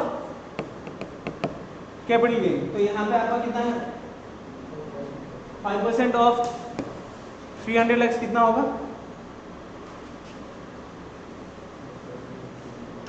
फिर यहाँ पे क्या आता है आपका? नेट सेल कंसिडरेशन कितना? 15 lakhs। तो आपका कितना रह गया? 300 लाख से 15 लाख चला जाने से 285 रह गया। फिर उसका बाद में क्या है? आपको यहाँ पे दिया है कि इंडिविजुअल एसेट्स का वैल्यू देके रखा हुआ है, इंडिविजुअल एसेट्स का वैल्यू देके रखा है। अभी स्लम सेल क्या बोलता है कि आपको कोई भी चीज़ अगर आपने पूरी एक कंपनी को अगर आप बेच रहे हैं, कोई भी एक पार्टनरशिप फर्म को अगर बेच रहा है, आपका सेल कंसिडरेशन को पहले लेना पड़ेगा, उससे आपका नेट वर्थ को माइनस करिए, उसका बाद में अगर कुछ भी चीज़ अगर बच जाता है, अगर प्रॉफिट, इसका मतलब क्या है? अगर आपका यहाँ पे 300 लाख में बेचा है और अगर आपका नेटवर्थ कितना है? 285 है, तो आपका पास प्रॉफिट कितना का हो रहा है यहाँ पे? 15 लाख का। तो ये 15 लाख का क्या है? शॉर्ट टर्म कैपिटल गेन बोल के माना जाएगा। लॉन्ग टर्म कैपिटल इंडेक्सेशन का बेनिफिट नहीं मिलता है। हाँ ये भी तो माइनस कर सकते हैं। ये अभी तो माइनस का, ये अलग चीज़ है, ये आपका एक्सपेंसेस ऑन ब्रोकरेज है, ये अलग चीज़ है। हम ये एग्जांपल के हिसाब से आपको बोल रहे हैं कि यह पहले आपको सेल कंसिडरेशन कितना मिला है, 300 लाख मिला है। आपको क्या माइनस करना पड़ेगा, नेट वर्थ माइनस करना पड़ेगा। तो यहाँ पे हम लोग को क्या निकालना पड़ेगा, अभी नेटवर्थ निकालना पड़ेगा। तो यहाँ पे हम लोग ने नेटवर्थ कैसे निकाला जाता है, नेटवर्थ का डेफिनेशन अकाउंटिंग में आपको मिला था होगा, फाइनेंशियल अकाउंटिंग में, total of assets minus total of liabilities is your net worth है। मतलब आपका पास जितना भी एसेट है उसका टोटल करिए, आपका पास क्या है, फर्नीचर है, कैश है, बैंक है, उसका टोटल करिए। फिर उसका बाद में किन किन को पैसा देना है, लायबिलिटी मतलब क्या है, क्रेडिटर को पेमेंट करना है, डिविजन टैक्सेस में पेमेंट करना है, उन सबको माइनस करिए। उसका मतलब क्या हो गया, आपका कंपनी का वैल्यू निकल गया कि आपका कंपनी का दाम इतना है, ठीक है। वो हो गया आपका नेटवर्थ। उस नेटवर्थ को आपने माइनस किया होगा, फिर उसका बाद में आपको क्या निकलेगा, आपका कैपिटल गेन निकलेगा। तो फिर आपको यहाँ पे क्या देखना है कि आपका नेटवर्थ, पहले यहाँ पे ये सब चीज़ का बेनिफिट नहीं मिल रहा है, हम लोग को नेटवर्थ निकालना पड़ेगा। नेटवर्थ में आपका क्या है, लैंड का वैल्यू कितना है आपका, 100 लाख है कि नहीं, नहीं है। 100 लाख क्या है आपका, मार्केट वैल्यू है, बुक वैल्यू, बुक में वैल्यू कितना है आपका, लैंड का है 50, फिर मशीनरी का भी है 70, फिर उसका बाद में आपका फर्नीचर का है 50, फिर स्टॉक का कितना है 30 है। लेकिन यहाँ पे एक चीज बात है कि आपको यहाँ पे पैसा कितना मिल रहा है, आपका मार्केट में वैल्यू कितना है इसका, 100 लाख है। 100 लाख में से मार्केट में वैल्यू है आपका 100 लाख, बुक वैल्यू है आपका, बुक वैल्यू कितना है, लैंड का पकड़ लीजिए, लैंड का पहले 50 लाख है। 100 में आपका मार्केट में अगर आपने इसको बेचने के लिए अगर आप जाते हैं तो उसमें आपको कितना मिलेगा, 100 लाख, लेकिन बुक में वैल्यू है 50 लाख। तो आपने 50 लाख माइनस कर दिया, आपका पास वैल्यू कितना रह गया, 50। फिर बाद में आपके पास क्या है, मशीनरी का वैल्यू कितना है मार्केट में, 100 है। फिर वहां में से आपने बुक वैल्यू माइनस कर दिया, आपके पास वैल्यू कितना रह गया, 30 लाख। वो क्या हो जाएगा, आपका नेटवर्थ में आ जाएगा कैलकुलेशन में। मतलब मार्केट में अगर बेचा है, मार्केट का वैल्यू कितना है, 100 लाख का वैल्यू है, और आपका पास बुक में वैल्यू कितना है 70, तो 30 लाख क्या हो गया आपका, एक्सेस जो वैल्यू है वो आपका नेटवर्थ में आ जाएगा। प्रॉफिट निकलेगा, प्रॉफिट नेटवर्थ মানে কি হবে কি তোমার ওসব অ্যাসেট কি কি আছে এর প্রফিট না দেখি আমি প্রফিট কার্ড লৈছো, আমি এজ এ এটা এসেট বিক্রি নাই কৰা, স্লাম সেলে কি কৈছে কি আমি এসেট খিনি বিক্রি নাই কৰা, লায়াবিলিটিজ খিনিও বিক্রি নাই কৰা, আমি কি কৰিছো গোটে ফৰ্মটোকে বিক্রি কৰিছো। এতিয়া মই তোমাক কি কৈছিলো কি ইয়াত ফাৰ্নিচাৰ আছে, ক্লোজিং ষ্টক আছে, কেছ আছে, বেংক আছে, তুমি হেতু এটা এটাকে বিক্রি কৰিলে এটা এটাকে কেপিটেল গেইন হ'লহেঁতেন। এতিয়া তুমি গোটে কেটা কি কৰিছা, বান্ডেল কৰি একেবাৰে বিক্রি কৰি আছা। তো তুমি যেতিয়া বান্ডেল কৰি বিক্রি কৰি আছা, ইন্ডিভিজুৱেল যোনকেইটা প্ৰফিট আছে সেইকেইটা তুমি ইগনোৰ কৰি নেটৱৰ্কত অলপ ভৰাব লাগে, বুজি পাইছা। গোটেইকেইটাৰ প্ৰফিট কেইটা তুমি এড কৰা, তাৰ পিছত যোনটো ওলাব সেইটো তোমাৰ নেটৱৰ্ক হ'ব, সেই নেটৱৰ্কটো তুমি ডিডাক্ট কৰা ফ্ৰম সেল কনসিডাৰেশ্যন, সেইটো তোমাৰ কি হৈ যাব, कैपिटल गेन होगा एज पर लमसम, तो ये से लम से, ठीक है सर।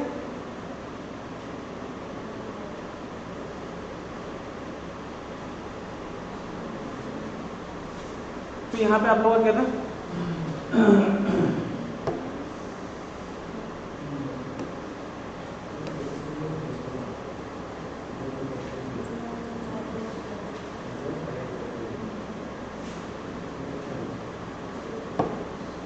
तो आपका नेट सेल कंसिडरेशन कितना निकल रहा था, 285 निकल रहा था।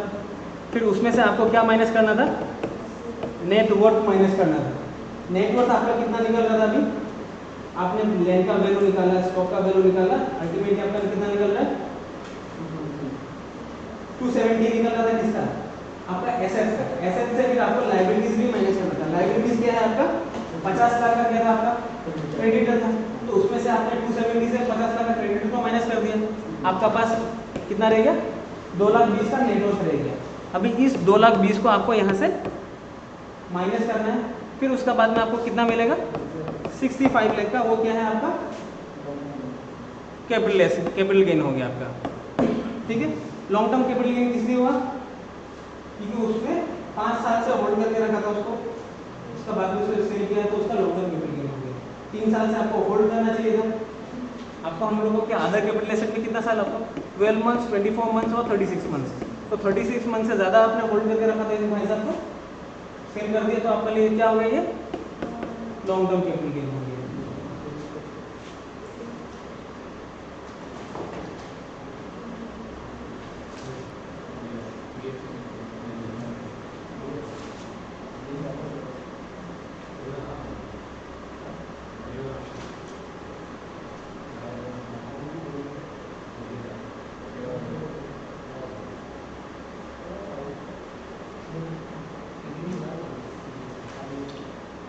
पेज नंबर 337 है।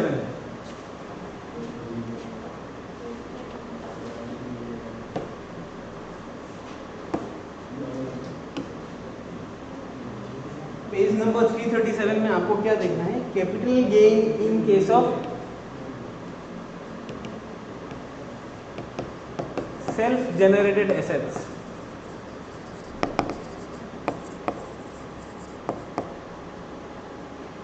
सेल्फ जनरेटेड एसेट्स क्या क्या हो सकता है? गुडविल, राइट टू यूज, ये क्या है? आपने खुद से क्रिएट किया होता है। तो इसका आपका कॉस्ट ऑफ एक्विजिशन क्या होगा? नील। कॉस्ट ऑफ इम्प्रूवमेंट क्या हो सकता है? नील। अगर उसका अगेंस्ट में अगर कुछ भी पैसा मिल रहा है, 2 लाख रुपया गुडविल बेच के मिल रहा है, तो जो भी होगा वो फुल्ली आपका क्या हो जाएगा? कैपिटल गेन हो सकता है। कॉस्ट ऑफ इम्प्रूवमेंट का कोई भी आपको डिडक्शन नहीं मिलेगा, कॉस्ट ऑफ इम्प्रूवमेंट का भी आपको कोई भी डिडक्शन नहीं मिलेगा। इसीलिए इसको आपको क्या, कौन सा पेज लाना है? Page number 338, illustration number 105।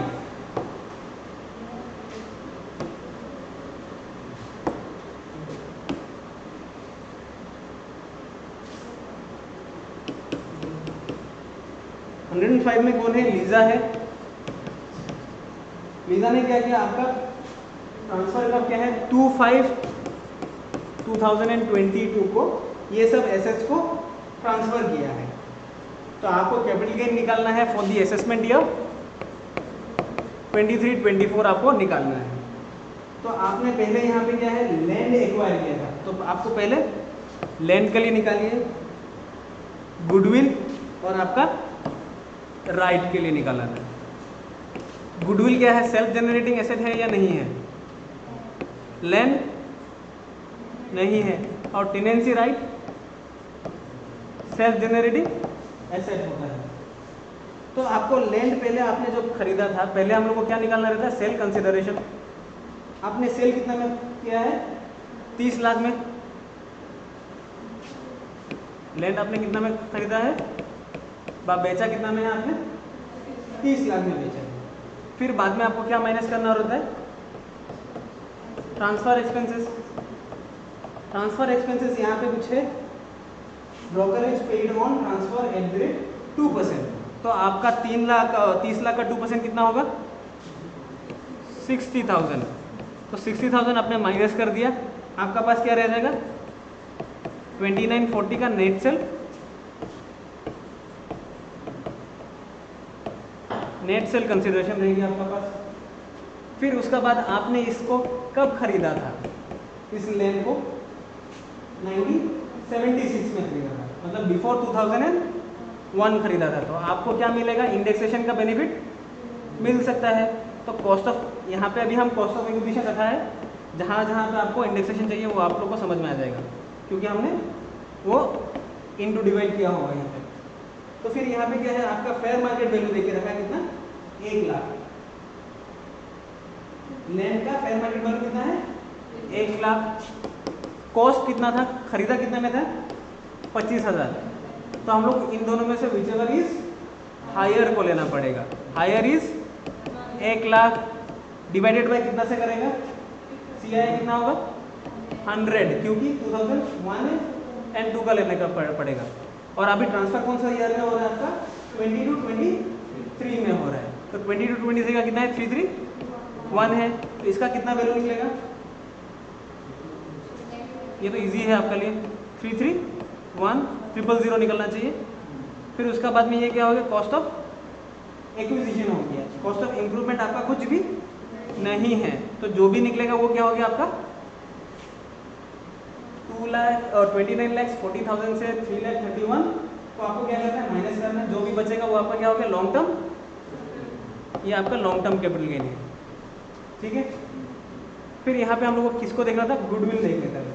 Land खत्म हो गया, फिर आपको देखना है गुडविल। गुडविल को आपको कितना पैसा मिला बेच के? 2 लाख रुपया मिला। ट्रांसफर ऑफ एक्सपेंसेस आपका कुछ है 2% कितना होगा आपका? 4,000। आपका कितना रहेगा? Net sale consideration 196। Cost of acquisition कुछ है? गुडविल का cost of acquisition should be nil and cost of improvement also nil. बचा कितना? 196। वो आपका क्या है? Capital gain. Long term capital gain हो सकता है, लेकिन आपने कब एक्वायर कब किया था? उसको 1995 में एक्वायर किया था, तो इसीलिए ये क्या हो गया आपका? लॉन्ग टर्म कैपिटल गेन हो गया। फिर बाद में आ जाता हम लोग कहाँ पे? टेनेंसी राइट में। टेनेंसी राइट में आपको बेचा कितना में? 3 लाख में।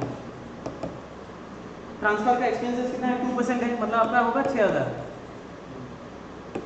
इधर पे आपको कितना मिल रहा है? 294। 294 में से फिर उसके बाद में आपका क्या है?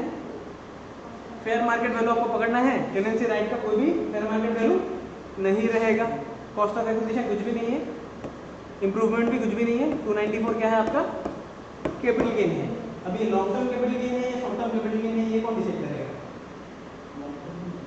लॉन्ग टर्म ही होगा। यहाँ पे कुछ बोला नहीं है, तो हम लोग क्या मान लेंगे कि लैंड अगर खरीदा है तो लैंड का साथ में टेनेंसी का राइट भी उसी साथ में ही आता है, तो ये भी क्या होगा आपका? लॉन्ग टर्म कैपिटल गेन होगी।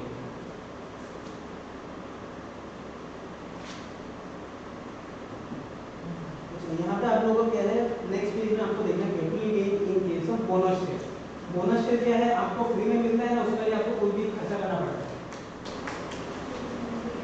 फ्री में मिलता है बोनस शेयर क्या है? आपने ऑलरेडी एक मान लीजिए रिलायंस का आपने पहले होल्डिंग रहना पड़ेगा, तो 2500 का भी मार्केट प्राइस चलता है, तो 2500 का एक शेयर आपने खरीद के रखना पड़ेगा पहले। और खरीद के रखने का बाद में जब आपका रिलायंस का मन होगा कि भाई अभी इस साल को हमको पैसा नहीं देना है, बोनस शेयर इस बार दे देता है, तो वो कंपनी आपको बोनस शेयर फ्री में दे देगा। जब ये स्पीड करता है तब तक आपको मिल जाता है, फ्री में एक बेनिफिट मिल जाता है। उसका कॉस्ट ऑफ एक्विजिशन क्या है आपका? कुछ नहीं है, फ्री में मिला है तो आपका क्या है? 0 है। लेकिन यहाँ पे एक बात है कि अगर आपने कोई भी एक बोनस शेयर को 2001 का पहले खरीदा है तो उसका फेयर मार्केट वैल्यू पर रहना पड़ेगा। अभी हम लोग क्या करता था कि बोनस 2001 का पहले अगर कोई भी रहता है, कॉस्ट और एफएमबी व्हिचएवर इज हायर, अगर मेरा कॉस्ट ही 0 है तो हम एफएमबी को लेके चलेगा। तो बोनस अगर हम कभी भी खरीदेगा तो हमको अगर वो बिफोर 1/4/2001 होता है तो उसमें हम लोग क्या पकड़ना है? एफएमबी लेना है, fair market value as on 1/4/2001 को लेके चलना है। और अगर आपने 2001 का बाद में अगर लेके रखा है तो उसका फेयर मार्केट वैल्यू क्या निकलना है? नहीं, इसमें उल्टा है, ठीक है? समझ में आया आपको? मतलब अगर आपने कोई भी एसेट, कोई भी बोनस शेयर्स आपको मिला है, 2 टाइप में आपको मिल सकता है। 1/4/2001 का पहले मिल सकता है और आफ्टर मिल सकता है, आफ्टर 1/4/2001। इसमें आपका क्या पकड़ना है? Fair market value whichever is higher में खाली फेयर मार्केट वैल्यू पकड़ना है। अगर आफ्टर 2001 पकड़ा है तब आप उसका नील पकड़ना है, ठीक है? इंप्रूवमेंट मिलेगा शेयर्स को। अभी हम लोग इंप्रूवमेंट देता है क्या? इंप्रूवमेंट कुछ भी नहीं होता है। ये सब किसका लिए? कॉस्ट ऑफ एक्विजिशन के लिए। कॉस्ट ऑफ इंप्रूवमेंट कुछ भी नहीं रहेगा।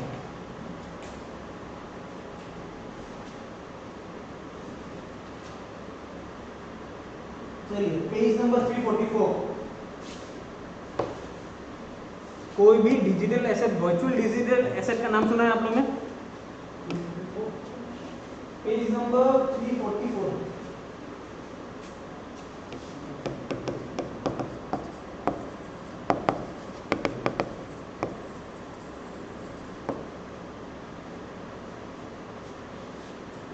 Section 115 BBH। अभी आप लोगों को क्या करना है, आप लोग का कोई भी अगर चैप्टर आप लोगों ने पढ़ रहा है और उसका सेक्शन में अगर आपको यहाँ पे लिखा हुआ न्यू बोल के लिखा हुआ, सुपरस्क्रिप्ट में न्यू बोल के लिखा हुआ, तो ये सब चीज़ नया नया जो भी सेक्शन आता है वो सब चीज़ को आपको पढ़ के जाना पड़ेगा, वो सब एकदम आ जाता है, अमेंडमेंट आ जाता है आपको। 115 BBH का। तो यहाँ पे क्या है, सेक्शन 247A में आपका वर्चुअल डिजिटल एसेट का डेफिनेशन देके रखा हुआ है। तो जैसे क्या हो जाता है आपका वर्चुअल डिजिटल एसेट में इंडियन रूपी का वर्चुअल फॉर्म रहता है क्या? नहीं सर। लेकिन आपका क्या हो गया, बिटकॉइन,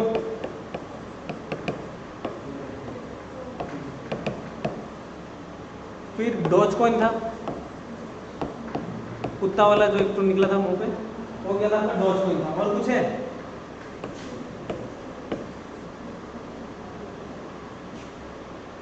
तो ये सब क्या है आपका वर्चुअल डिजिटल एसेट, जिसको हम लोग क्या बोलते हैं, बिटकॉइन। दूसरे को क्या बोला जाता है,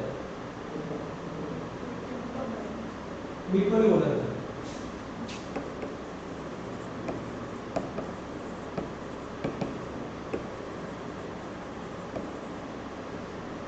ब्लॉकचेन करेंसीज, ठीक है। तो यहाँ पे क्या है, अगर आपका पास ये सब चीज़ का क्या है, करेंसीज आपका पास है, गवर्नमेंट क्या बोल के रखा है कि इन सब चीज़ों में गवर्नमेंट, कोई भी चीज़ों में क्या है, गवर्नमेंट अगर हार्श होना होता है, जैसे आपका क्या है, लॉटरी में पैसा मत लगाओ, जुआ में पैसा मत लगाओ, यहाँ पे अगर पैसा लगा रहा है आपको कितना पड़ेगा, फ्लैट 30% टैक्स लगेगा। तो यहाँ पे भी वर्चुअल डिजिटल एसेट में भी गवर्नमेंट ने बोला है कि यहाँ पे आप लोगों का प्रॉब्लम रह सकता है, आपका पर्सनल इन्फॉर्मेशन क्या होता है, ये सब चीज़ से लीक हो सकता है, आप लोग को स्ट्रेस आउट कर सकता है। तो आप लोग इन सब जगह में आप लोग क्या करिए, ट्रेड मत करिए, इन्वेस्टमेंट नहीं करिए। इन सब रेस्ट्रिक्शन का बावजूद क्या हो गया, पहले आदमी लोगों ने सबने पैसा इन्वेस्ट करा, पैसा कमा के निकल गया। फिर बाद में जब गवर्नमेंट को पता चला तो गवर्नमेंट ने क्या बोला कि अगर आपने इस जगह में कोई भी पैसा लगाया है और आपको उसको बेचने का बाद में क्या होगा, तो कैपिटल गेन होगा, तो आपने इसको बेचा है, बेचने के बाद अगर आपको 1 रुपये का भी प्रॉफिट होता है, उसका 30% आपको डायरेक्टली गवर्नमेंट को देना पड़ेगा, ठीक है। तो यहाँ पे क्या है, टैक्स ट्रीटमेंट क्या है, any income from transfer of any virtual digital asset. पहले क्या होना पड़ेगा, वर्चुअल डिजिटल एसेट खरीद लिया बोल के आपको डायरेक्ट टैक्स नहीं लगेगा, उसको ट्रांसफर होना पड़ेगा। ट्रांसफर हुआ है, उससे अगर आपको कोई भी पैसा मिला है, उसके ऊपर कितना लगेगा, 30% का टैक्स लगेगा। फिर उसका बाद में क्या है, आपको कोई भी डिडक्शंस नहीं मिलेगा। जैसे आपको क्या मिल रहा था अभी, कोई भी एसेट को आपने ट्रांसफर करने का बाद में एक्सपेंसेस ऑन ट्रांसफर का आपको लेस करने का अपॉर्चुनिटी मिल रहा था, यहाँ पे आपको कोई भी एक्सपेंसेस ऑन ट्रांसफर का बेनिफिट नहीं मिलेगा, इंडेक्सेशन का भी कोई भी बेनिफिट नहीं मिलेगा। अगर यहाँ पे क्या है, आपका पास अगर उस एसेट को ट्रांसफर करने के बाद में अगर आपको लॉस हो रहा है, उस लॉस को आप कैरी फॉरवर्ड भी नहीं कर पाएंगे, लॉस का कैरी फॉरवर्ड भी नहीं होगा, और आपको क्या मिलेगा, सेट ऑफ भी नहीं मिलेगा। कोई भी बिजनेस का इनकम का साथ में हम इस बिजनेस इसका लॉस को हम माइनस कर भी नहीं पाएंगे। इसका लॉस अगर हुआ तो चलते बनो, चुपचाप बनो, 30 रुपये का टैक्स दो, उसके बाद निकलते बनो।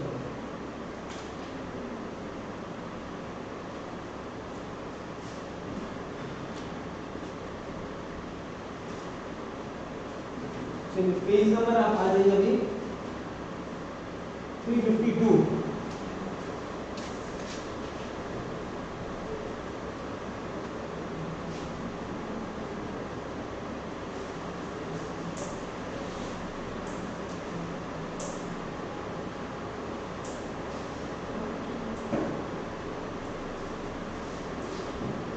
अभी क्या है आपका सेक्शन 54 अभी स्टार्ट हो रहा है। 54 में ही जो भी आपका कैपिटल गेन का मैक्सिमम क्वेश्चन आता है वो आता है सेक्शन 54 से ही आता है। सेक्शन 54 का जितना भी आपको मिलेगा सेक्शन 54A से 54G तक सबको आपको याद करके जाना पड़ेगा। तो सेक्शन 54 क्या बोलता है, कोई भी अगर आपने कैपिटल एसेट को बेचा है और उसका बाद में अभी दूसरा एसेट कैपिटल एसेट को ही फिर से एक्वायर किया है तो आपको डिडक्शंस एक मिल जाएगा।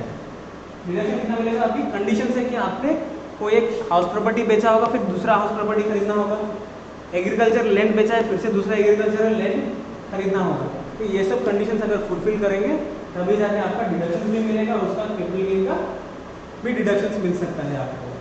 लेकिन मतलब इसका मतलब क्या है, आपने इसको बेचने का बाद में आपको जो भी कैपिटल गेन होता है उस कैपिटल गेन को आपको नया घर में इन्वेस्ट करना होगा। अगर आपने इस कैपिटल गेन को यहाँ पे फिर से लगा दिया है तब जाके इसका ऊपर आपको कोई भी टैक्स देना नहीं पड़ेगा।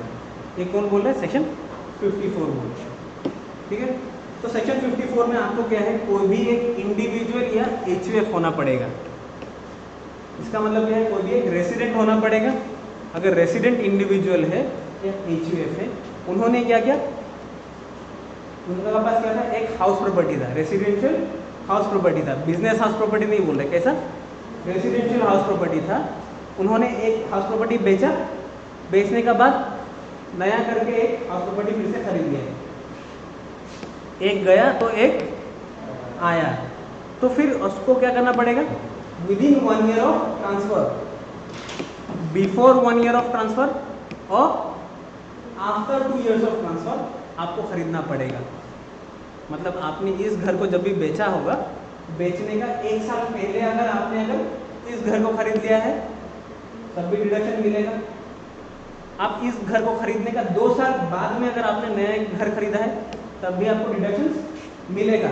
लेकिन तब क्या करना पड़ेगा, अब 2 साल बाद खरीद रहे हैं, 1 साल में तो आपको क्या करना पड़ेगा, उस साल का तो टैक्स लग ही जाएगा। कैपिटल गेन हुआ है, अगर आपने कुछ खरीदा ही नहीं है तो कैपिटल गेन लग जाएगा। उस कैपिटल गेन का टैक्स को इस जगह में आपको ट्रांसफर करके डिपॉजिट करके रखना पड़ेगा। कैपिटल गेन स्कीम में आपको रखना पड़ेगा पहले। उस पैसा को यहाँ पे डिपॉजिट करिए, जब आपको खरीदना होगा फिर आप वही पैसा लेकर आप खरीद लीजिए, तब आपका ऊपर कोई भी कैपिटल गेन का टैक्स नहीं लगेगा। ठीक है, तो आपको यहाँ पे पढ़ना है आप लोग का column number 2, time limit of acquisition of new assets, page number 352, वो एक बार पढ़ लीजिए आप लोग। परचेज के लिए क्या है, with in 1 year before transfer of residential house property और 2 ईयर्स आफ्टर, मतलब 1 साल पहले या 2 साल बाद आपको परचेज करना पड़ेगा। अगर आप परचेज कर रहा है, आपने बोला हम परचेज नहीं करेगा, आप हम कंस्ट्रक्ट करेगा, तो आपको with in 3 years of transfer आपको कंस्ट्रक्ट करना पड़ेगा। आपको कंस्ट्रक्ट करना पड़ेगा बोला, मतलब कंस्ट्रक्शन एंड होना पड़ेगा। कंस्ट्रक्शन आपका शुरू अगर 5 साल पहले हो जाता है तो भी प्रॉब्लम नहीं है। With in transfer of this house 3 years का अंदर आपने कंस्ट्रक्शन खत्म कर दिया है, तब जाके आपको कैपिटल गेन का एग्जम्पशन मिलेगा, अदरवाइज नहीं मिलेगा। तो फिर एग्जम्पशन कितना है आपका, लिस्ट ऑफ इन्वेस्टमेंट मेड और कैपिटल गेन, मतलब आपने जितना पैसा लगाया होगा नया घर में उतना का ही आपको क्या मिलेगा, एग्जम्पशन मिलेगा, विच एवर इज लोअर। अगर आपने क्या किया, ट्रांसफर कर दिया, ट्रांसफर करने का बाद में आप नेक्स्ट विद इन 2 ईयर आपने बोला था, अब हम क्या किया, पहला साल अपन क्या किया, घर को बेच दिया है। बेचने के बाद नेक्स्ट ईयर हम बोला सोचा है कि हम घर खरीदेंगे, इस साल तो मुझे टैक्स लग जाएगा, तो टैक्स से बचने के लिए हम क्या किया, उसी पैसा को कैपिटल गेन अकाउंट स्कीम में डिपॉजिट कर दिया, तब जाके मुझे कैपिटल गेन का टैक्स भी नहीं लगेगा। ठीक है, इतना खत्म हो गया।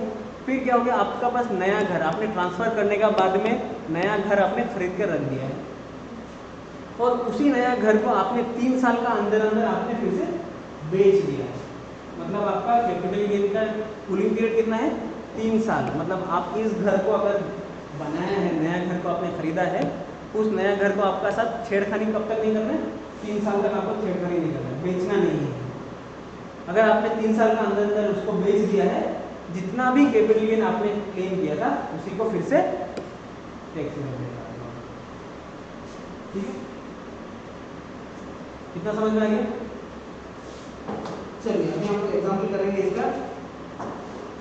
ट्रिपल 1 है, पेज नंबर 353 पे है।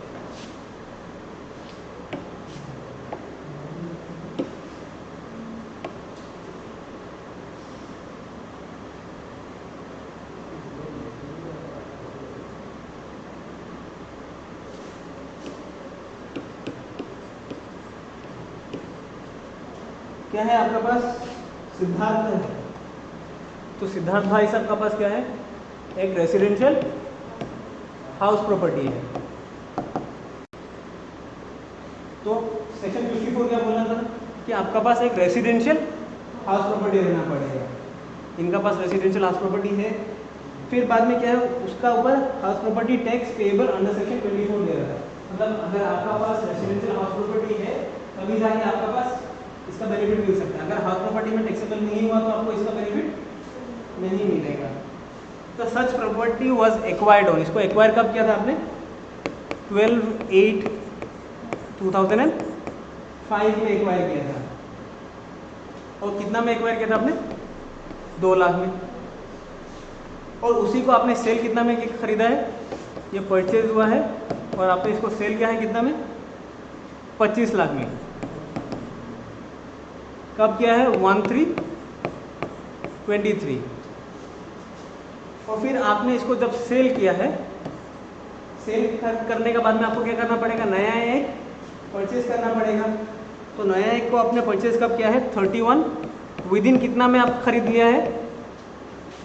आपको 1 ईयर बिफोर और 2 इयर्स आफ्टर खरीदना था। आपने विद इन 2 इयर्स आपने खरीद लिया है, तो आपका ये एलिजिबल होगा। आपने कितना में खरीदा इसको? 17 लाख। बेचा आपने 25 लाख में, खरीदा आपने 17 लाख। फिर उसका बाद में आपने क्या किया? इसको सेल्फ ऑक्युपाइड में रख दिया है। या अगर आपका घर है और आपका घर सेल्फ ऑक्युपाइड ना हो, लेट आउट भी हो, तब भी आपको एग्जेम्पशन मिलेगा। लेकिन ये क्या होना पड़ेगा? लेट आउट होने से कहाँ पे आएगा? हाउस प्रॉपर्टी में इनकम होना पड़ेगा। तो अगर हाउस प्रॉपर्टी में अगर टैक्सेबल होता है तब जाके आपको इसका सेक्शन 54 का बेनिफिट मिलेगा। तो फिर क्या है? फिर नेक्स्ट ईयर आपको क्या कर दिया? 1/3/24। पुराना घर खरीदा था 2 लाख में, बेचा 25 लाख में, नया घर खरीदा 17 लाख में। फिर उसको नेक्स्ट ईयर 2024 को 1 साल तक जैसे तैसे होल्ड किया। भाई को अच्छा नहीं लगा, कितना में? 30 लाख में फिर से बेच दिया। फायदा हो गया, 25 लाख का 17 लाख, फिर 30 लाख में बेच दिया। तो अभी आपको क्या करना है? 23/24 का कैपिटल गेन निकालना है और 24/25 का कैपिटल गेन निकालना है। ठीक है, तो फिर पहले आपको खरीदा कितना में था? 2 में। पहला घर को आपने बेचा कितना में है? 25 लाख। तो आपका सेल कंसिडरेशन कितना है?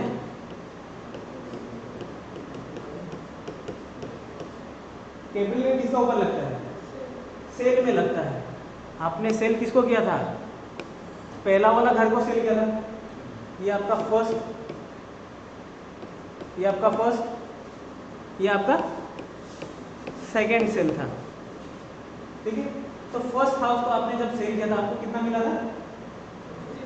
25 लाख मिला है। आपको एक्सपेंसेस कुछ हुआ था? एक्सपेंसेस और ट्रांसफर नहीं था, तो आपको यहाँ पे 25 लाख मिला है। कॉस्ट ऑफ एक्विजिशन मिलेगा आपको। ये अभी लॉन्ग टर्म कैपिटल एसेट है या शॉर्ट टर्म कैपिटल एसेट है? Long term capital asset. तो आपको क्या मिलेगा? इंडेक्सेशन का बेनिफिट मिलेगा।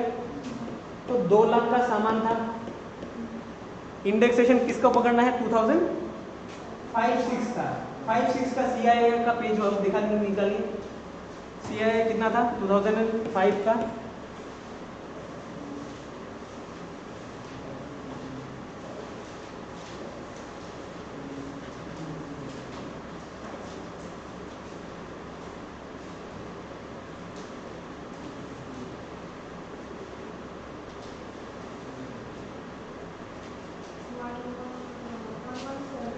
117 और आपने ट्रांसफर कब किया है 2022 23, तो 22 23 का कितना है 331, तो 2 lakh divided by 117 is equal to और इंटू 331 कितना निकलता है आपका, वो आप लोग निकालिएगा। कॉस्ट ऑफ इम्प्रूवमेंट कुछ दिया है, इम्प्रूवमेंट में कुछ नहीं हुआ है, तो जो भी निकला है वो आपका क्या हो गया लॉन्ग टर्म कैपिटल गेन। लेकिन अभी यहाँ पे देखिए 54 में आपको पहले फिर से आना है। 54 में आपको बोला है कि शॉर्ट टर्म कैपिटल गेन होना है, लॉन्ग टर्म कैपिटल गेन होना है। नहीं तो बोला है आपको शॉर्ट टर्म कैपिटल गेन में आपको बेनिफिट मिलेगा। आपका बेनिफिट कैसा होना पड़ेगा, जो भी गेन हो रहा है आपको यहाँ पे एग्जेम्पशन मिल रहा है, तो एग्जेम्पशन जो मिल रहा है वो कौन सा गेन में होगा, शॉर्ट टर्म कैपिटल गेन में एग्जेम्पशन मिलेगा या लॉन्ग टर्म कैपिटल गेन होने से ही आपको एग्जेम्पशन मिलेगा, लॉन्ग टर्म कैपिटल गेन होना पड़ेगा। तो ये आपका क्या है लॉन्ग टर्म कैपिटल गेन है या नहीं है, तो इसका कितना निकल रहा था बुक में है 565812, बाद में लास्ट अल्टीमेटली निकला कितना है आपका 1934 188 is your long term capital gain. अभी लॉन्ग टर्म कैपिटल गेन मिल गया, लेकिन अभी हमको क्या पढ़ा था, हमने पढ़ा था सेक्शन 54 में क्या बोला था, कोई भी एक इंडिविजुअल होना चाहिए।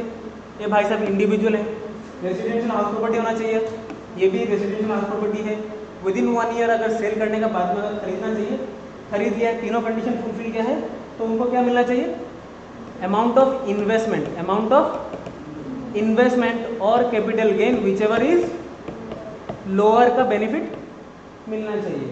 तो amount of investment is 17 lakh, capital gain is 1934, benefit कितना मिलेगा 17 लाख का। बाकी कितना होगा, क्या होगा, बाकी सब आपका 234 188 is your long term capital gain taxable हो जाएगा।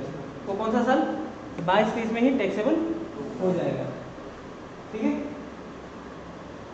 फिर आपको क्या निकालना है, फिर से आपको 23-24 का भी आपको निकालना था।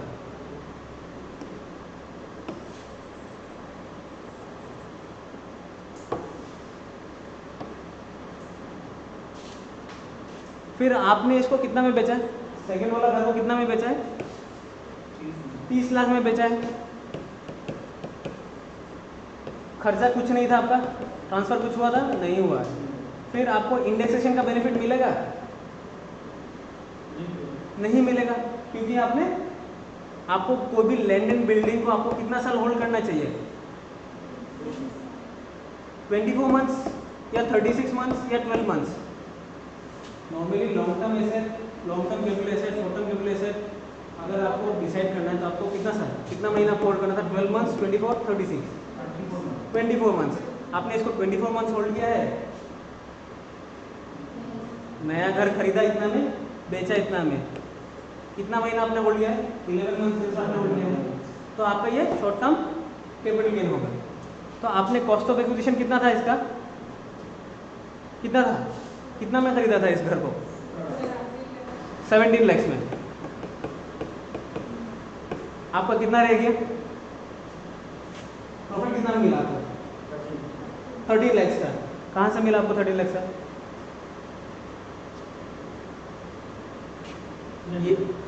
ये जो है 13 लाख का प्रॉफिट है ना, ये 13 है और आपने 13 ही बोला, तो फिर इसका बाद में क्या है आपका 17 लाख क्या हो जाएगा, आपको फिर से देना पड़ेगा। क्यों देना पड़ेगा, ये 13 लाख का तो शॉर्ट टर्म कैपिटल गेन है, फिर ये लॉन्ग टर्म कैपिटल गेन कब का है पहले वाला साल का। अल्टीमेटली कितना हो गया, आपको कितना का देना पड़ेगा 30 लाख में टैक्स देना पड़ेगा।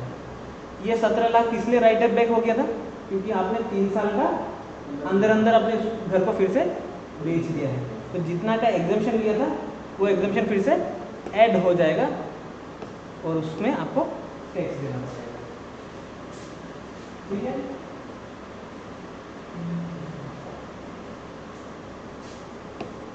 और ये आपका क्या हो जाएगा, दोनों मिला के लॉन्ग टर्म हो गया शॉर्ट टर्म। ये तो आपका क्या था लॉन्ग टर्म कैपिटल गेन था, और एग्जेम्पशन भी आपने किसका लिया था लॉन्ग टर्म के लिए लिया था। लेकिन जब आपने इसको सेल किया है, ये कैसा सेल कर दिया था शॉर्ट टर्म, तो दोनों जो 30 लाख होगा वो पूरा पूरी 30 लाख होगा, शॉर्ट टर्म होगा। और इसमें आपको लॉन्ग टर्म बोल के इसको अपने अलग से सेग्रीगेट नहीं करना है। फिर आ जाइए सेक्शन 54B। 54B आप लोग पढ़ लीजिएगा।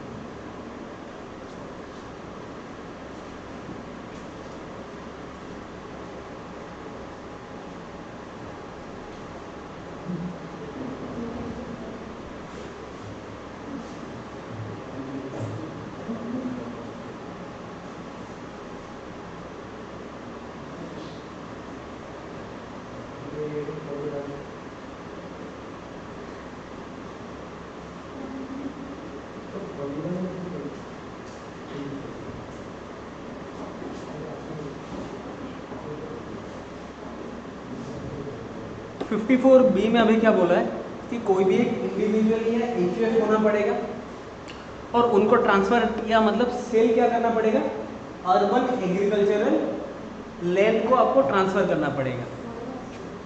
और उसको ट्रांसफर करने के बाद आपको खरीदना क्या पड़ना पड़ेगा, फिर से अर्बन एग्रीकल्चरल लैंड को ही खरीदना पड़ेगा। यहाँ पे आपको देखना है कि एग्रीकल्चरल लैंड खरीदने से आपको मिलेगा बेनिफिट। अगर आपने क्या कहते हैं पहले यहाँ पे आपको ट्रांसफर क्या करना चाहिए था, urban agricultural land. Urban agricultural land को हम लोग कैपिटल एसेट बोल के बोलते हैं, अदरवाइज बाकी सबको हम लोग नहीं बोलते हैं। तो अर्बन एग्रीकल्चरल लैंड को आपने ट्रांसफर किया है, आपको कैपिटल गेन हुआ है, और उसका बाद में आपने परचेज कर दिया क्या, रूरल एग्रीकल्चरल लैंड, तो आपको बेनिफिट मिलेगा। रूरल एग्रीकल्चरल लैंड लेने से भी आपको मिलेगा। देखिए कंडीशंस में देखिए आपको पहला वाला कंडीशन है,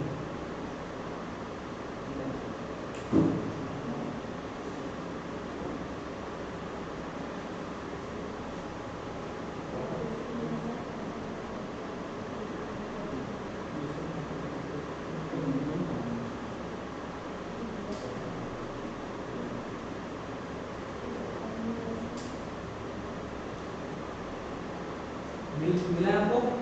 पॉइंट नंबर 3 कंडीशंस का पॉइंट नंबर 3 में आपको देखिए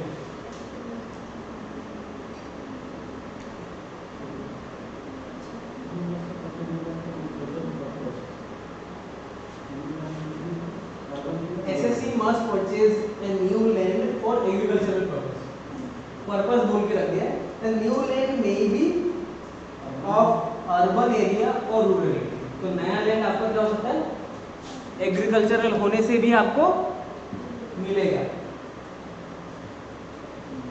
लेकिन उसको क्या करना पड़ेगा, एग्रीकल्चरल लैंड होना पड़ेगा। अगर आपका अर्बन एग्रीकल्चरल लैंड है और उसको ट्रांसफर किया है तब जाके आपका कैपिटल गेन होगा। अगर आपने इसको फिर से अगर सेल कर दिया, ये रूरल एग्रीकल्चरल लैंड को सेल किया है, तो अब जाके आपका कैपिटल गेन होगा या नहीं होगा, रूरल एग्रीकल्चरल लैंड को आपका कैपिटल गेन नहीं होता है। अर्बन एग्रीकल्चरल लैंड लिया है फॉर एग्रीकल्चरल पर्पस, उसको बेचा है, फिर आपने क्या खरीदा है, एग्रीकल्चरल लैंड। वो अगर रूरल हो या अर्बन हो उससे मैटर नहीं करता है, लेकिन खरीदना क्या करना पड़ेगा आपको, और एग्रीकल्चरल पर्पस ही कोई भी लैंड खरीदा है with in 2 years of transfer. इसमें भी आपको 2 years ऑफ ट्रांसफर आपको परचेज करना था, यहाँ पे भी आपको with in 2 years of transfer आपको परचेज करना पड़ेगा। डिडक्शन भी आपको सेम मिलेगा दोनों में, और आपको 2 साल पहले से ही उसका यूजेज क्या होना पड़ेगा, एग्रीकल्चरल यूज में रहना पड़ेगा। अगर आपका एग्रीकल्चरल लैंड है और उसको आप एग्रीकल्चर में यूज ही नहीं कर रहा है, तो उसको अर्बन एग्रीकल्चरल लैंड बोल के नहीं माना जाएगा, और तब जाके उसको सेक्शन 54B का बेनिफिट भी नहीं मिलेगा। मतलब अगर अर्बन एग्रीकल्चरल लैंड है तो उसका 2 साल पहले से ही उसमें एग्रीकल्चर होना पड़ेगा। अगर उसमें अगर आपने एग्रीकल्चरल बिजनेस कुछ नहीं किया है तब जाके आपको 54B का डिडक्शन नहीं मिलेगा।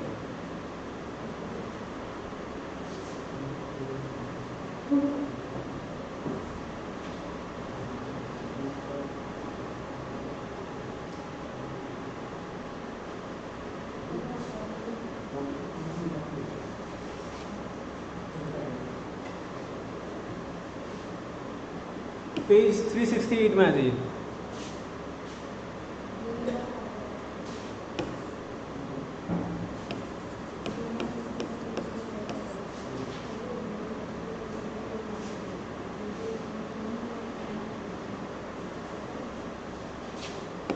प्रीवियस ईयर 22-23 है, असेसमेंट ईयर 23-24। तो जे ने क्या किया है, अभी एक्सचेंज किया है। एक्सचेंज करने से हम लोग का ट्रांसफ़र होता है या नहीं होता है? तो ट्रांसफ़र हुआ मतलब क्या होगा, कैपिटल गेन भी लगेगा। तो उसका पास क्या था, एक एग्रीकल्चरल लैंड था जिसको एक्वायर किया था 1/4/2022 में ना, 2002 में किया था, जिसका वैल्यू कितना है, 40,000 है। और एक कौन है, विजय है। जे और विजय में मिलकर क्या क्या दोनों का एक्सचेंज हुआ था। तो विजय ने क्या किया था, 1/2/2022 को इसी लैंड को जिसको एक्सचेंज किया है उसको एक्वायर किया था 90,000 में। इसका पास एक लैंड है जिसका वैल्यू था 40,000 और इसका पास है एक लैंड जिसका 90,000। दोनों ने एक्सचेंज किया है। Fair market value of such properties is 3 lakh. दोनों का फेयर मार्केट वैल्यू कितना है, 3 लाख। कौन है, as on the date of transfer.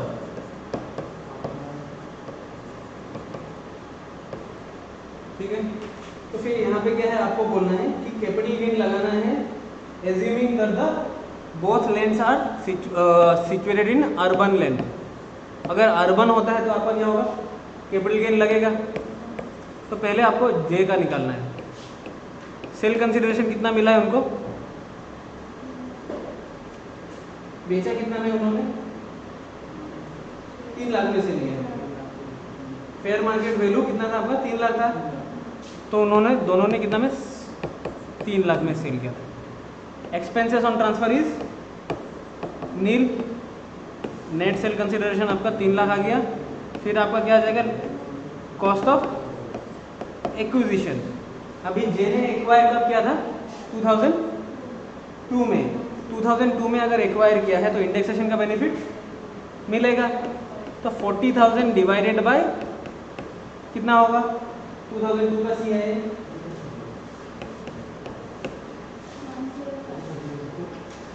105। फिर आपका वैल्यू कितना निकलेगा आपका, इधर पे 126 हम लिख ही दे रहे हैं। ठीक है। तो आपने इंडेक्सेशन का बेनिफिट ले लिया। बेनिफिट लेकर आपका कॉस्ट ऑफ एक्विजिशन कितना निकला, 126,905। फिर आपको इम्प्रूवमेंट का कुछ भी खर्चा नहीं था, तो आपको टैक्स कितना देना पड़ रहा है इसमें, कैपिटल गेन कितना होगा, लॉन्ग टर्म कैपिटल गेन हो गया।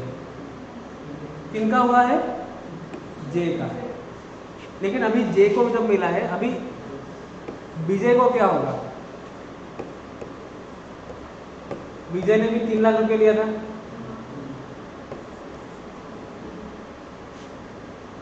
फिर सेल कंसिडरेशन कितना है, नील। कॉस्ट ऑफ एक्विजिशन कितना है, 90। यहाँ पे इंडेक्सेशन का बेनिफिट मिलेगा नहीं, क्यों नहीं मिलेगा, 1 साल का अगर अंदर में रहता है, शॉर्ट टर्म कैपिटल गेन होता है तो आपको इंडेक्सेशन का बेनिफिट नहीं मिलेगा। तो पूरा पूरी में कितना हो जाएगा उनका, बाकी सब में 2,70,000 में उसका क्या रहेगा, शॉर्ट टर्म कैपिटल गेन लगेगा। 2,70,000 था, 2,10,000 था, 2,10,000।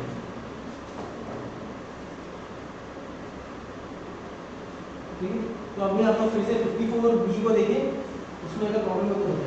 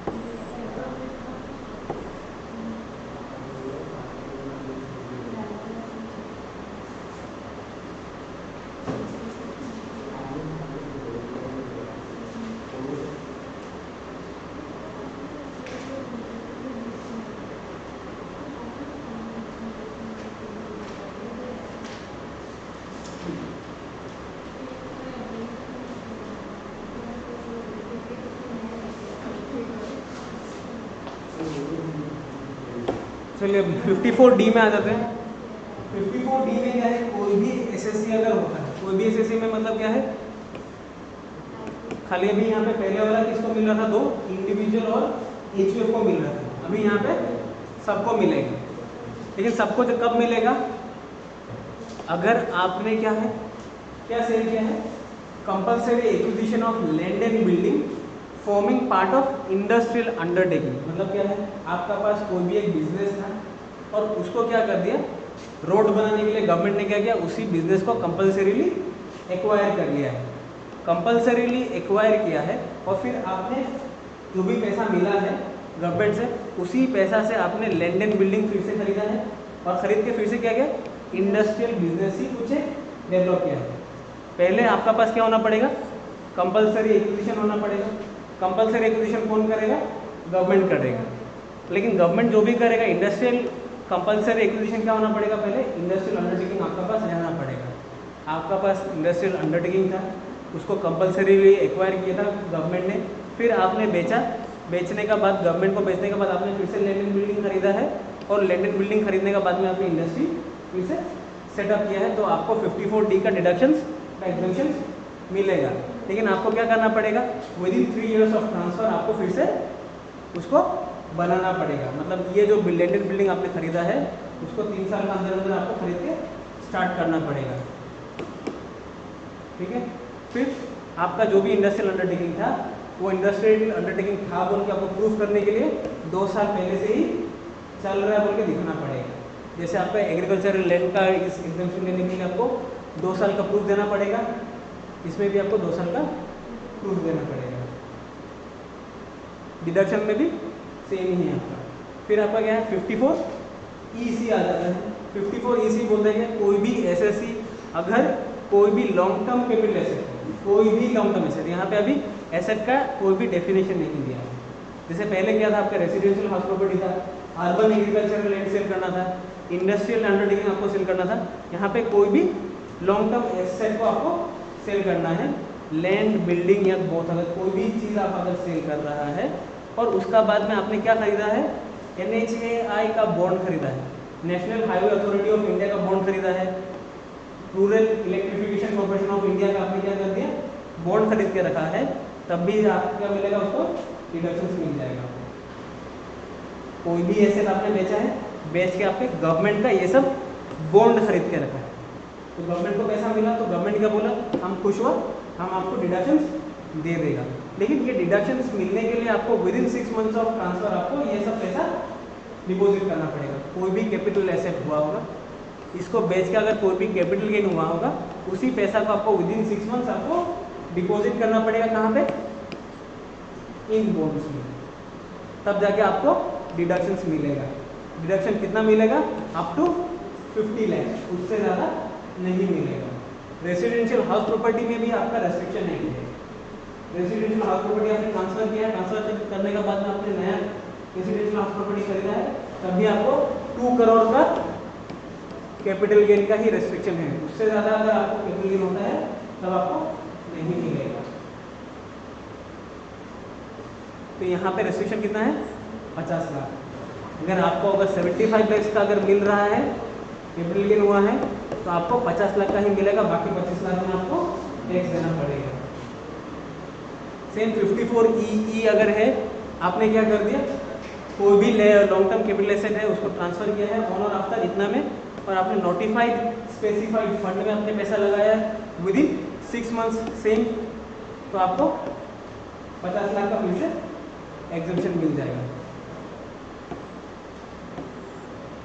54F आपके लिए इम्पोर्टेंट है, तो 54F आप लोग का बुक नहीं है।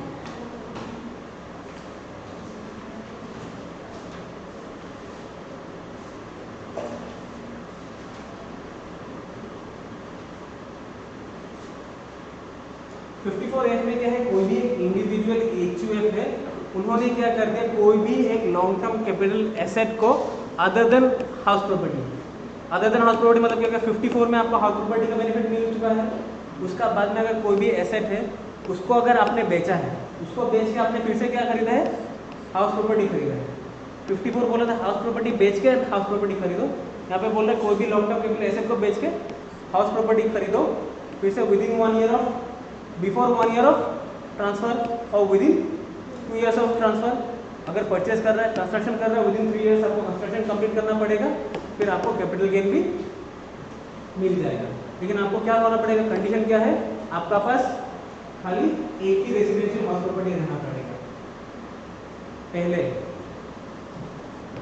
Eight the date of transfer आपका पास कितना हाउस प्रॉपर्टी रहना पड़ेगा, एक ही हाउस प्रॉपर्टी रहना पड़ेगा।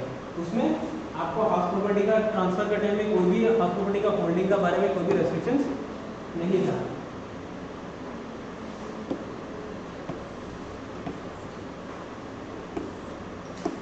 F का बाद में आप लोग का है 54G।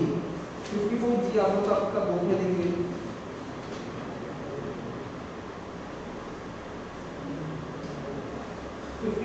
है 361 पेज नंबर।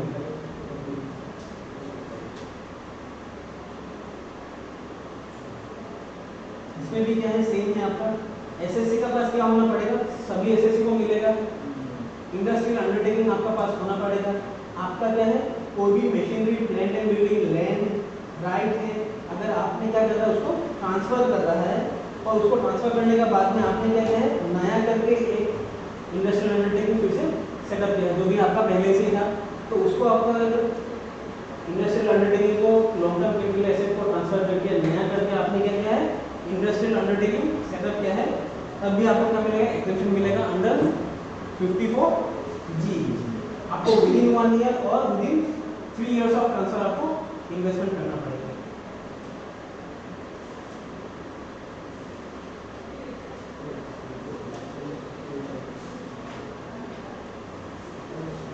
सेम आपका 54G है, 54GB ये देखिए आइए, और उसके बाद में प्रॉब्लम है तो देखिए।